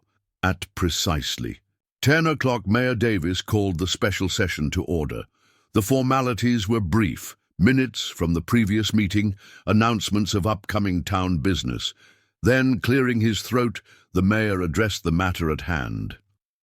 We convene today to consider an official complaint regarding business operations in violation of Timberline's charter residency requirements, he stated, reading from a document. Specifically, the seamstress business operated by Miss Rebecca Harlow at Fletcher's boarding house, which has been in operation for approximately 6 weeks. Thomas and Agatha Whitaker sat in the front row, impeccably dressed and wearing matching expressions of smug certainty. Thomas rose when acknowledged. By the mayor, the charter is quite clear, he began, his voice carrying easily through the hall. Section 23, paragraph 4 states that no commercial enterprise may be established or operated by any person resident in Timberline for fewer than 6 calendar months, except by special dispensation of the town council. He paused, adjusting his spectacles with practiced precision. Miss Harlow arrived in Timberline on October 12th. Today is November 28th. Simple arithmetic demonstrates she fails to meet the residency requirement by more than 4 months. Mayor Davis nodded gravely. The charter language is indeed as Mr. Whitaker states. Now, regarding the matter of special dispensation, if I may, Thomas interrupted smoothly, I believe precedent is relevant here. Special dispensation has historically been granted only in cases of civic necessity. The blacksmith who arrived during the fire of '82, Dr. Wallace, when the influenza epidemic required immediate medical attention. He gestured dismissively toward Rebecca. While Miss Harlow's sewing services may be convenient, they hardly constitute civic necessity. Timberline managed quite adequately before her arrival. A murmur rippled through the crowd, not all of it friendly toward Thomas. Mayor Davis tapped his gavel lightly. Thank you, Mr. Whitaker. Now, I understand Miss Harlow wishes to address the council. Rebecca rose, grateful for Jackson's reassuring presence beside her. She had prepared remarks, carefully considering each word, yet standing before the assembled. As townspeople, she decided to speak from her heart instead. Mayor Davis, council members, citizens of Timberline, she began, her clear voice carrying to the farthest corners of the hall. I came to this town as a stranger, expecting to begin a new life as Thomas Whitaker's wife. When those expectations changed, I chose to stay because something about Timberline, its strength, its dignity, its community, called to me. She gestured toward her supporters scattered throughout the room. In the weeks since, I've sewn dresses for your daughters, mended shirts for your husbands, crafted curtains for your schoolhouse and aprons for your loggers. My hands have become connected to your lives through every stitch. Rebecca held up her hands, palms forward, showing the tiny calluses and needle marks of her profession. These are the hands of someone committed to Timberline, someone who has already invested in its well-being. The Charter's residency requirement exists to prevent transient businesses from exploiting the town. I am not transient. I am here to stay, regardless of your decision today. She paused, allowing her gaze to move deliberately to Thomas Whitaker. Some might suggest my services aren't essential. I would argue that in a frontier town, where harsh winters isolate us and self-sufficiency matters, proper clothing isn't merely a convenience, but a necessity. Ask the mothers whose children wear my reinforced mittens in the snow. Ask Jackson Reed's loggers, whose safety depends on well-maintained gear. At the mention of Jackson's name, Thomas's expression darkened. Rebecca continued undeterred. I don't ask for special treatment because of personal connections or friendships. I ask for fair consideration based on my contribution to this community and my commitment to its future. Whether that merits special dispensation is for you to decide." She sat down to scattered applause, her heart pounding but her conscience clear. She had spoken her truth without bitterness or accusation. Harriet Preston rose next, presenting the petition with flourish. 78 signatures, Mayor Davis, more than half the adult population of Timberline, all supporting Miss Harlow's exception to the residency requirement. This announcement caused a stir, even among council members. Thomas Whitaker's expression grew increasingly thunderous as the meeting continued, especially when Jackson stood to make his statement. "Timberline faces a choice today," Jackson said, his deep voice effortlessly commanding attention. "Not just about Miss Harlow's business, but about what kind of town we want to be. Do we rigidly enforce regulations designed for a different purpose? Or do we recognize when someone has already proven their value to our community, regardless of calendar dates?" More townspeople spoke, Mrs. Wallace describing the quality of Rebecca's work, Reverend Tompkins praising her contributions to the church bazaar, even young Billy Jenkins from the logging camp explaining how her reinforced gloves had prevented a serious injury when a saw slipped. Finally, after nearly 2 hours of testimony, Mayor Davis called for the council vote. The 5 members conferred in hushed tones at the front table, while the assembly waited in tense silence.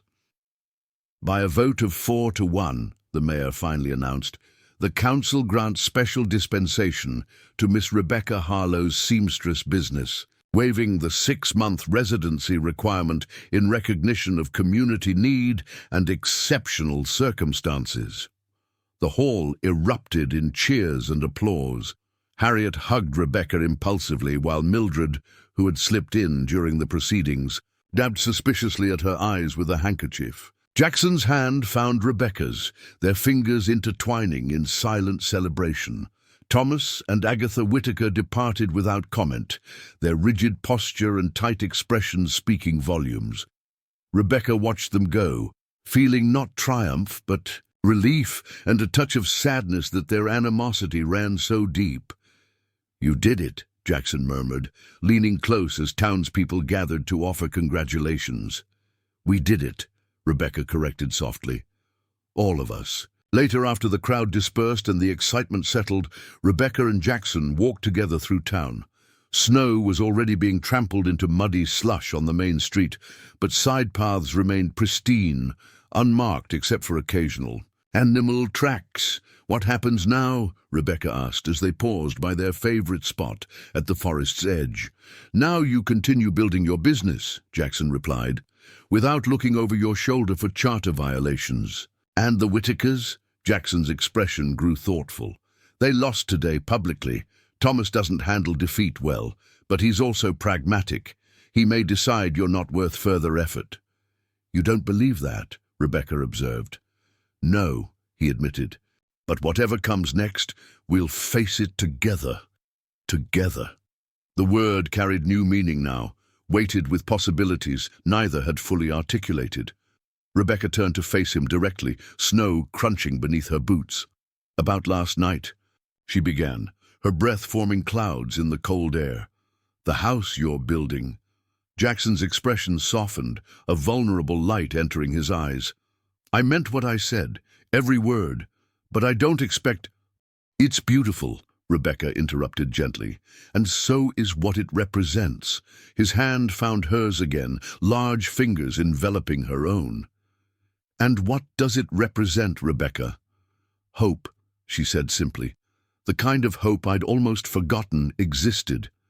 He stepped closer, lowering his voice though no one was near. "I've lived alone for a long time, built my business, my reputation, thought that was enough." His eyes held hers, serious and intent. It wasn't. Something was missing. Something tall. Rebecca smiled, allowing the gentle tease. "Someone brave," he corrected, his expression warming. "Someone who stands her ground, who sees value in what others overlook. Someone who makes me want to build not just a house, but a home. The vulnerability in his voice, the honest emotion in his weathered face, these touched Rebecca more deeply than grand gestures or flowery declarations ever could. This man, so solid and steadfast, was offering her his heart with the same careful craftsmanship he applied to his forest and his timber.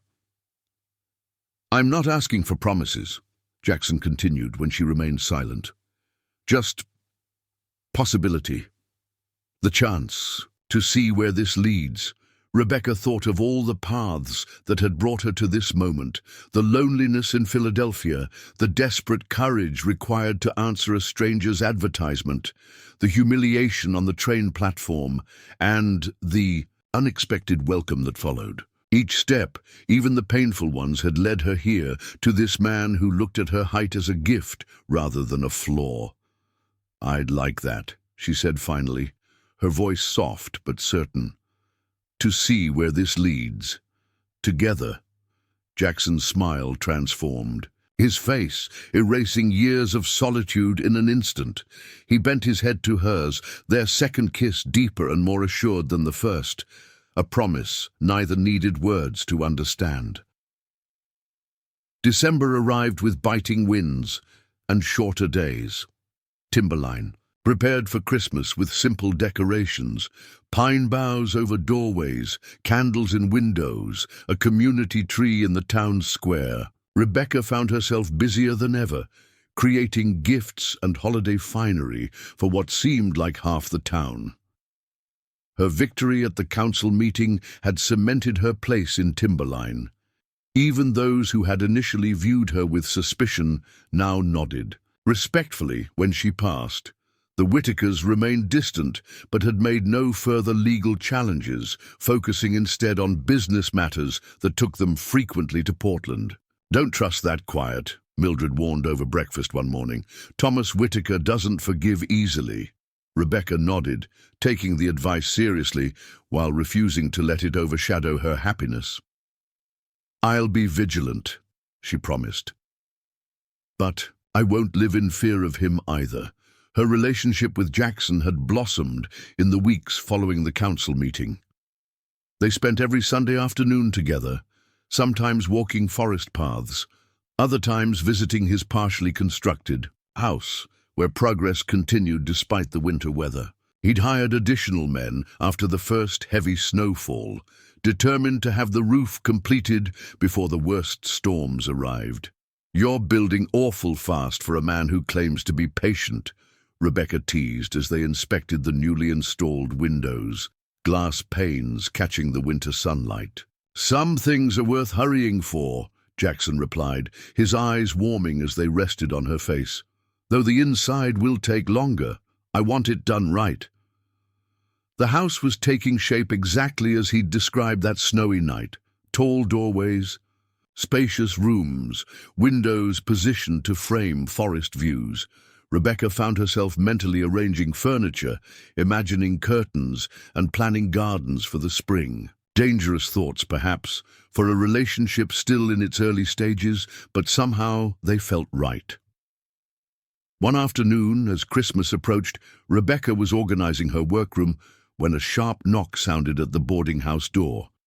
She heard Mildred answer, followed by unfamiliar voices, male, authoritative. Curious, she stepped into the hallway just as Mildred appeared, her expression troubled. "It's for you," the older woman said. "Sheriff Adams and a man from the county court." Rebecca's heart stuttered. "The county court?" Mildred nodded grimly. "Something about property claims." In the parlor, Sheriff Adams, a lean, uncomfortable-looking man Rebecca had met only in passing, stood beside a portly gentleman clutching official-looking papers. "Miss Harlow," the sheriff began awkwardly, "this is Mr. Phelps from the county recorder's office. He has some, documents that concern you." Mr. Phelps adjusted his spectacles importantly. "I have here a formal complaint regarding improper property transfer and residency fraud filed by Mr. Thomas Whitaker." "Residency fraud?" Rebecca repeated, bewildered. "I don't understand." The council granted my business exemption. This isn't about your business, ma'am, Mr. Phelps clarified. It's about your marriage. My... What? Rebecca stared at him in complete confusion. I'm not married. According to these documents, Mr. Phelps continued, consulting his papers, you traveled to Timberline under a marriage contract with Mr. Thomas Whitaker, which transferred certain property rights and territorial claims upon your arrival. Mr. Whitaker contends that despite the, non-consummation of the marriage, those contractual obligations remain binding. Rebecca felt the blood drain from her face. That's absurd. We exchanged letters, yes, but there was no formal contract, no legal agreement. He rejected me the moment I arrived. Sheriff Adams shifted uncomfortably. Mr. Whitaker has produced and copies of correspondence which his attorney claims constitute a binding agreement under territorial law. He's filed for an injunction against your continued independent residence and business operations. On what grounds? Rebecca demanded, anger replacing her initial shock. Breach of contractual obligation, Mr. Phelps replied, clearly uncomfortable but determined to complete his official duty. The hearing is scheduled for December 18th at the county courthouse in Fort Collins. These papers require your acknowledgement of the complaint. With trembling fingers, Rebecca accepted the documents, scanning the dense legal language that somehow transformed her correspondence with Thomas Whitaker into a binding contract she was now accused of violating. This is outrageous, Mildred declared, reading over Rebecca's shoulder. She never signed any marriage contract. That will be for the judge to decide, ma'am, Mr. Phelps replied, edging toward the door as if eager to escape the tension in the room. I'm merely delivering the official notice. After the men departed, Rebecca sank into a chair, still clutching the papers. He's trying to force me out of Timberline, she said quietly. Or worse, force me to honor the agreement these papers claim existed. Over my dead body, Mildred muttered fiercely. We need to get word to Jackson and find a lawyer. Rebecca nodded, fighting the wave of panic threatening to overwhelm her. After everything, the council victory, her growing business, her blossoming relationship with Jackson, Thomas Whitaker had found a new angle of attack, one that struck at the very foundation of her presence in Timberline. I won't let him win, she said, straightening her shoulders. I came here for a new beginning, and I won't let him take that away. Mildred's expression softened with pride. That's the spirit, girl. Stand tall. I always do, Rebecca replied, a determined smile replacing her momentary fear. It's what I do best. News of Thomas Whitaker's legal action spread through Timberline like wildfire. By evening, Jackson arrived at the boarding house, snow dusting his shoulders and concern etched across his features. He'd been working at the northern camp when word reached him and had ridden immediately to town despite the gathering darkness and falling temperatures. Let me see the papers, he said without preamble, once Mildred had ushered him into the parlor. Where Rebecca waited, she handed him the documents, watching as his expression darkened while reading. Outside, twilight settled over Timberline, lamplight reflecting on fresh snow as townspeople hurried home for supper, unaware of the new storm brewing in their midst. This is a manipulation of territorial law, Jackson finally declared, setting the papers aside. These letters never constituted a marriage contract. Whitaker is twisting the truth. But will a judge see it that way? Rebecca asked, voicing her deepest fear. County court is in Fort Collins, where the Whitakers have connections we don't. Jackson's jaw tightened. First thing tomorrow, we speak with Judge Porter. He's retired from the bench, but he knows territorial law better than anyone. If Whitaker wants a legal battle, we'll give him one. Rebecca nodded, drawing strength from his determination. I saved all my correspondence with Thomas. Every letter, including the ones where he specifically mentioned bringing me out for a trial period before any formal arrangement. Good, Jackson replied, his eyes warming slightly. That should help. They talked late into the evening, Mildred, providing coffee and sensible advice in equal measure. The three of them pored over the legal complaint, identifying weaknesses, planning defense strategies. By the time Jackson reluctantly departed, the late hour making further discussion inappropriate, Rebecca felt better prepared to face whatever came next. At the doorway, Jackson paused, snowflakes catching in his dark hair. "Get some rest," he said softly. "Tomorrow will be a long day." "Thank you," Rebecca replied, meaning far more than the words could convey, "for coming so quickly." His eyes held hers with quiet intensity. "There's nowhere else I would be." Morning brought clear skies and bitter cold. Rebecca dressed with extra care, choosing her most formal navy dress with its high collar and tailored lines. Judge Porter had agreed to see them at 9, his curiosity apparently piqued by the urgent message Jackson had sent at first light. The judge lived in a modest house near the church, its neat appearance reflecting the ordered mind of its occupant. Inside, books lined every available wall, legal texts interspersed with volumes of history and philosophy. "Quite a hornet's nest you've stirred up," Judge Porter observed after examining the complaint. He was a slight man with penetrating eyes and a scholar's stoop, his reputation for fairness matched only by his encyclopedic knowledge of territorial statutes. "I didn't stir anything," Rebecca replied with respectful firmness. "I simply chose to stay in Timberline and make my own way, after Mr. Whitaker rejected our potential match." The judge nodded thoughtfully. "May I see these letters you mentioned?" Rebecca produced her small bundle of correspondence, carefully preserved in chronological order. Judge Porter read each one with meticulous attention, occasionally making notes in a small leather journal. "Interesting," he murmured after nearly an hour of silence. "Very interesting indeed." "What do you think, Judge?" Jackson asked, the tension in his voice betraying his concern. Judge Porter removed his spectacles, polishing them thoughtfully before responding. "Mr. Whitaker's claim hinges on an obscure provision of the 1862 Homestead Act regarding marriage, agreements and property transfer. However," he tapped one of Thomas's letters, his own words here explicitly framed the arrangement as provisional, pending in-person assessment. Hope flickered in Rebecca's chest.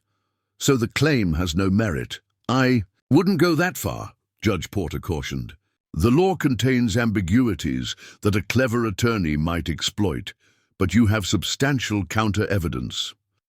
He replaced his spectacles, fixing Rebecca with a direct gaze. "The more pressing concern is jurisdiction and influence. Judge Hamilton, who presides in Fort Collins, is an old hunting friend of Thomas's father." Rebecca's heart sank. "So regardless of the law's actual intent, the outcome is predetermined."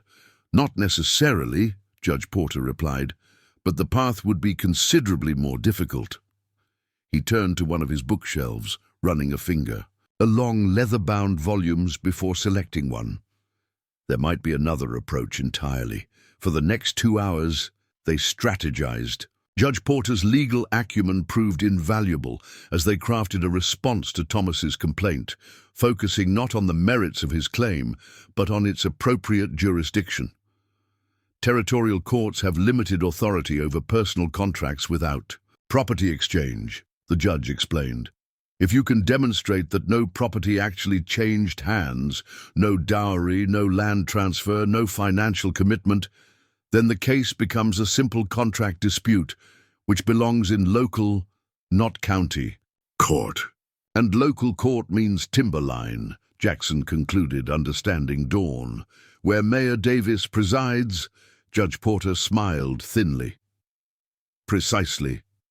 By noon, they had drafted a formal jurisdictional challenge, which Judge Porter offered to deliver personally to the county clerk in Fort Collins the following day, As they prepared to leave, the elderly jurist had one final piece of advice. "This moves the battlefield to more favorable terrain," he said, "but doesn't end the war. Be prepared for Mr. Whitaker to escalate once he realizes his strategy has been countered." Outside, walking through Timberline's snow-covered streets, Rebecca mulled over the judge's warning. "What do you think Thomas will do when our challenge succeeds?" Jackson's expression was grim. "Something desperate. He's invested too much in forcing you out to simply surrender." "Why?" Rebecca asked, the question that had haunted her for weeks finally surfacing. Why such determination to drive away one woman who chose to stay in Timberline? This can't all be about the council vote. Jackson was silent for several steps, snow crunching beneath their boots. "It's not about the vote," he finally said. "It's about control. Thomas has always seen Timberline as his inheritance, his domain to shape as he pleases. Any challenge to that vision, any independent voice, threatens the story he tells himself. And I'm a very visible challenge," Rebecca concluded, understanding dawning. "Not just because I opposed him publicly, but because I represent a different path for Timberline, one he doesn't control." "That," Jackson agreed, "and the fact that you chose me over him." Rebecca stopped walking, turning to face him fully. "I didn't choose you over him," she corrected gently. "He rejected me before I even knew you existed. What happened afterward was entirely separate." Jackson's expression softened. "In your mind, yes. But in Thomas's view, everything is connected, everything personal. That you found happiness after. His rejection, that you flourished rather than leaving in shame, strikes at his sense of power." "That's remarkably petty," Rebecca observed. "Most tyrannies are at heart," Jackson replied with unexpected wisdom. "Grand on the surface, petty underneath." The week that followed passed in tense anticipation. Judge Porter returned from Fort Collins with cautiously optimistic news. The jurisdictional challenge had been filed and accepted for review. A decision would come within 10 days. Meanwhile, life in Timberline continued. Rebecca's business thrived as Christmas approached, townspeople commissioning everything from children's clothes to decorative table linens. The work kept her hands busy and her mind partially distracted from the legal sword hanging over her. Future. Jackson divided his time between the logging camp, where a substantial order required attention before winter fully settled in, and his house construction, which proceeded steadily despite the cold. He visited Rebecca daily, sometimes just briefly, to share news or deliver small gifts. A book of poetry, venison steaks from a hunter's recent success, once a pair of fine sewing scissors crafted by a metalworker in Portland. "To replace your worn ones," he explained as she admired the precise steel edges. "I noticed yours needed sharpening again."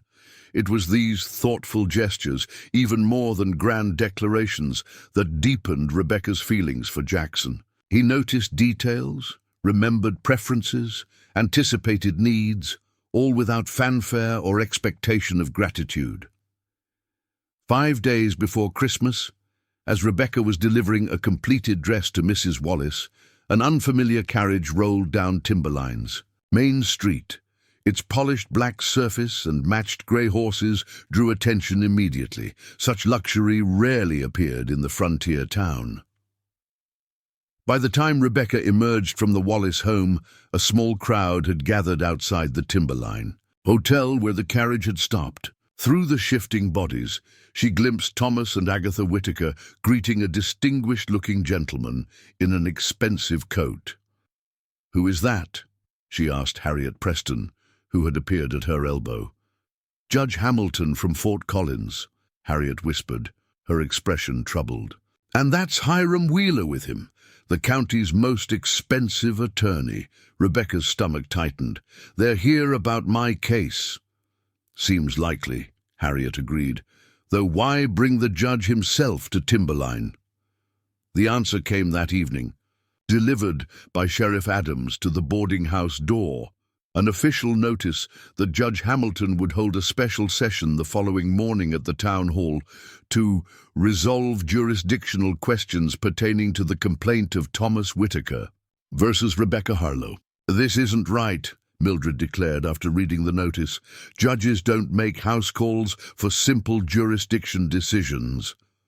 "They do when strings are being pulled," Rebecca replied, a coldness settling in her chest that had nothing to do with the December weather.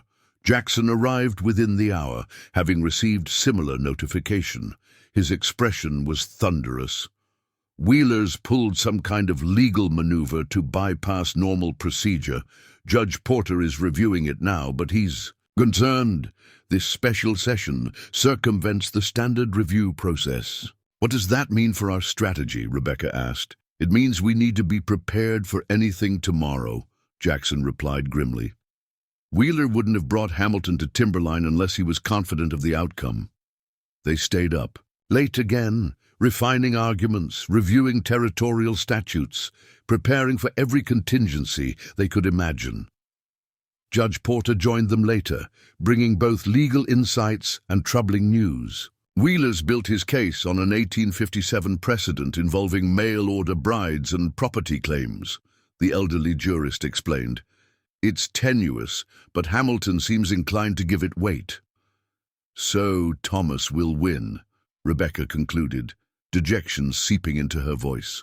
"Not necessarily," Judge Porter countered, "but we need to shift our approach. Instead of challenging jurisdiction, we should focus on the fundamental nature of the agreement itself." By midnight, they had crafted a new strategy, riskier but potentially more effective. Judge Porter would argue that no marriage contract had ever existed, using Thomas's own letters as evidence that the arrangement was explicitly provisional and mutually abandoned upon Rebecca's arrival. "It's a direct challenge to the factual basis of Whitaker's claim," the judge explained.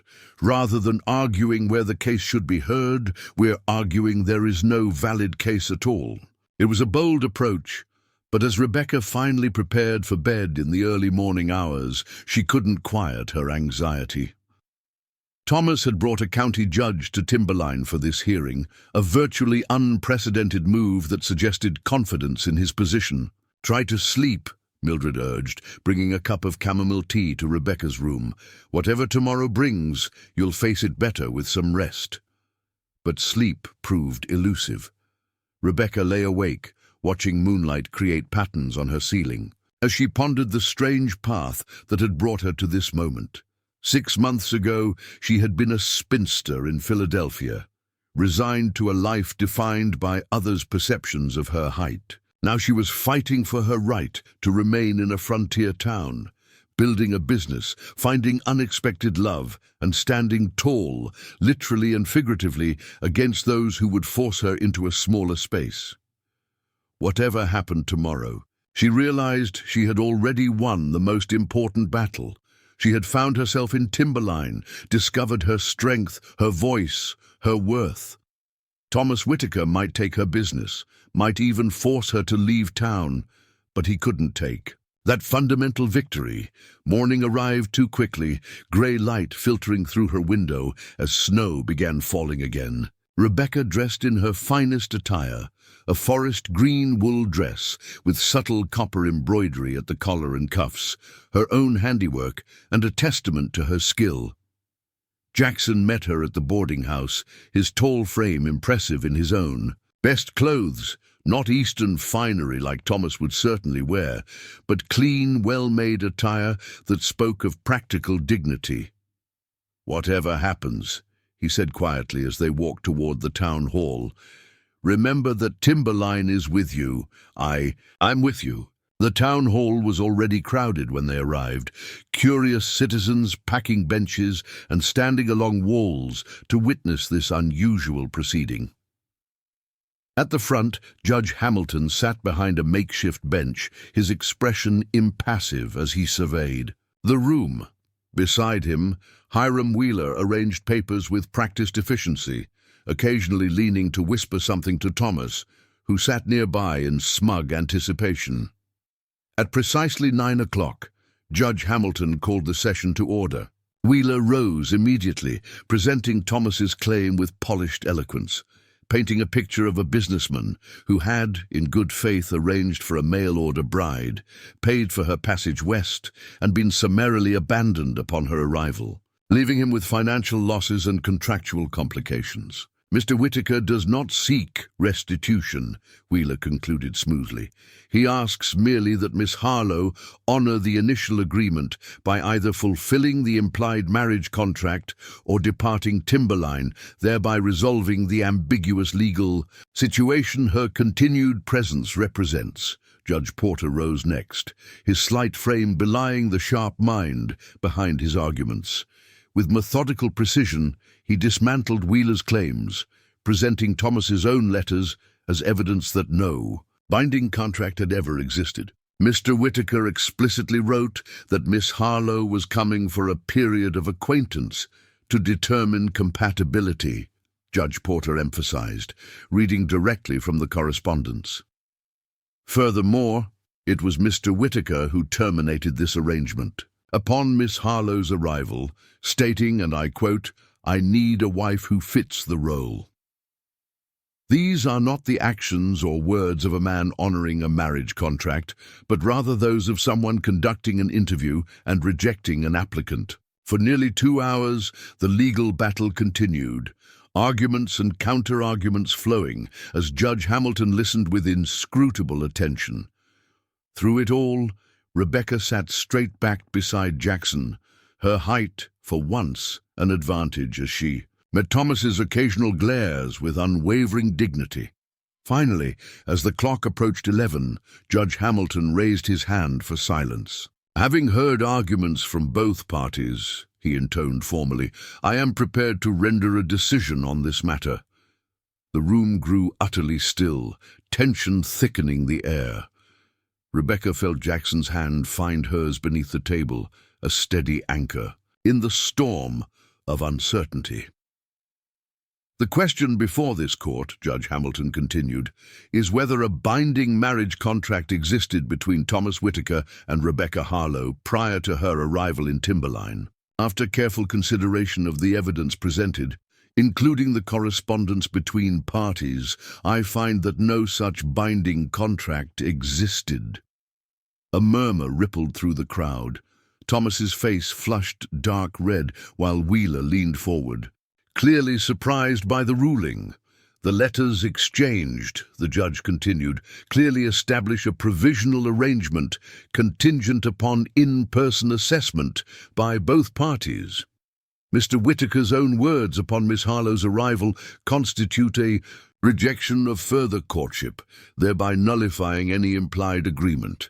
As no property changed hands and no formal marriage contract was signed, Miss Harlow remains legally independent and free to establish residence wherever she chooses."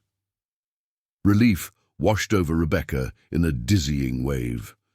Beside her, Jackson exhaled, slowly, his grip on her hand tightening momentarily.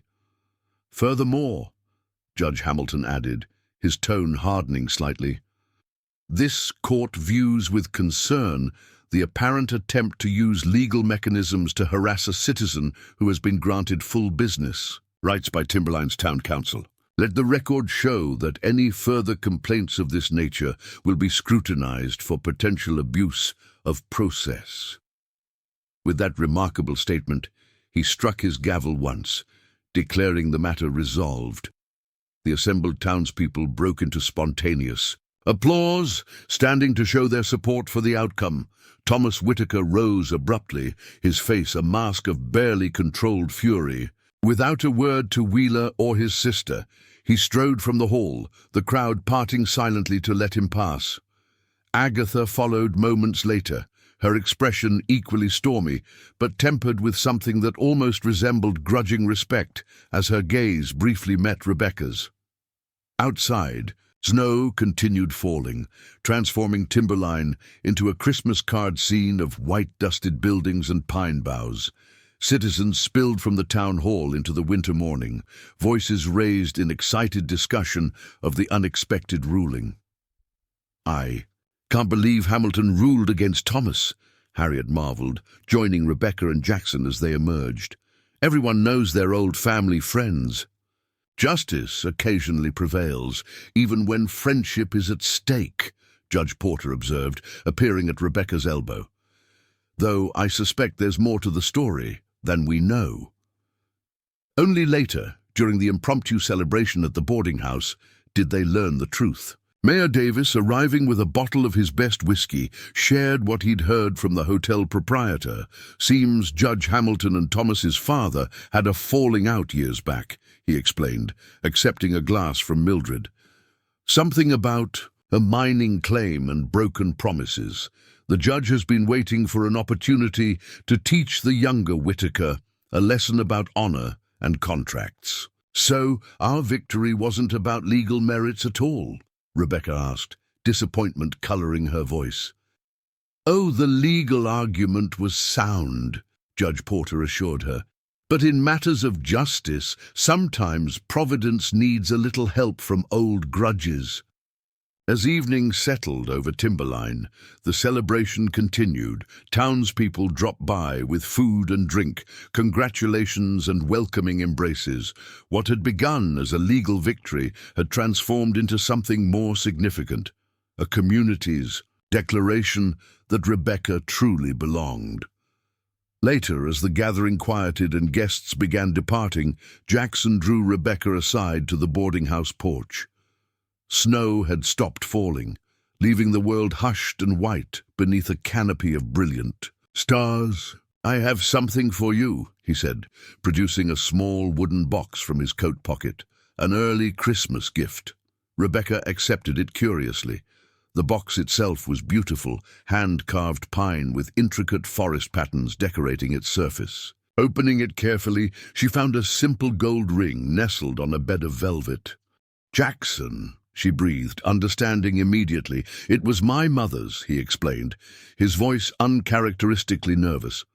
"My father made it for her from the first gold he panned in California." He took a deep breath, his eyes never leaving hers. "Rebecca Harlow, I'm not offering a contract or an arrangement or a business proposition. I'm offering my heart, my future, my name, if you want them." Rebecca looked at the man before her. This tall, steady, honorable man who had never once made her feel too much or too tall or too anything except perfectly herself.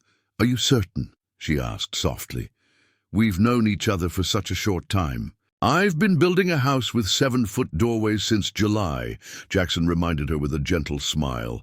"Some things you just know, even before you can explain why." Rebecca closed her fingers around the ring, feeling its solid weight, a tangible symbol of all that had changed since she'd stepped off that train in October. "Yes," she said simply. "Yes to your heart, your future, your name. Yes to all of it." Jackson's smile transformed his face, joy erasing the worry lines etched by recent days. Without hesitation, he pulled her into his arms, his kiss carrying all the promises words couldn't adequately express. When they finally parted, Rebecca laughed softly. "What will Thomas say when he hears?" "Nothing that matters," Jackson replied, tucking a strand of hair behind her ear. "His opinions stopped being important the moment he failed to see your worth." As if summoned by his name, a carriage rattled. Down the street, the same elegant black vehicle that had brought Judge Hamilton to town. Through the window, they glimpsed Thomas and Agatha Whitaker, trunks strapped to the roof, indicating departure rather than a short journey. Leaving town, Jackson observed as the carriage continued toward the Portland Road. "I'd heard rumors he was considering relocating his business interests." "Because of the ruling?" Rebecca asked. Jackson shook his head. "Because he finally realized he can't control Timberline or its people, not anymore." They watched until the carriage disappeared into the darkness beyond town, carrying away the man who had inadvertently set Rebecca's new life in motion. There was no triumph in her heart, only a quiet gratitude for paths not taken and doors unexpectedly opened. Tomorrow would bring new challenges: wedding plans, business expansion, house completion, the continuing work of building a life together. But tonight, standing beside the man who saw her height as a perfect complement to his own, Rebecca Harlow felt something she had searched for her entire life. Not belonging, not acceptance, freedom. Freedom to stand tall, to take up space, to build. A life measured not in inches but in love, purpose, and possibility. In finding Jackson, she had not just found a man tall enough to make her feel delicate.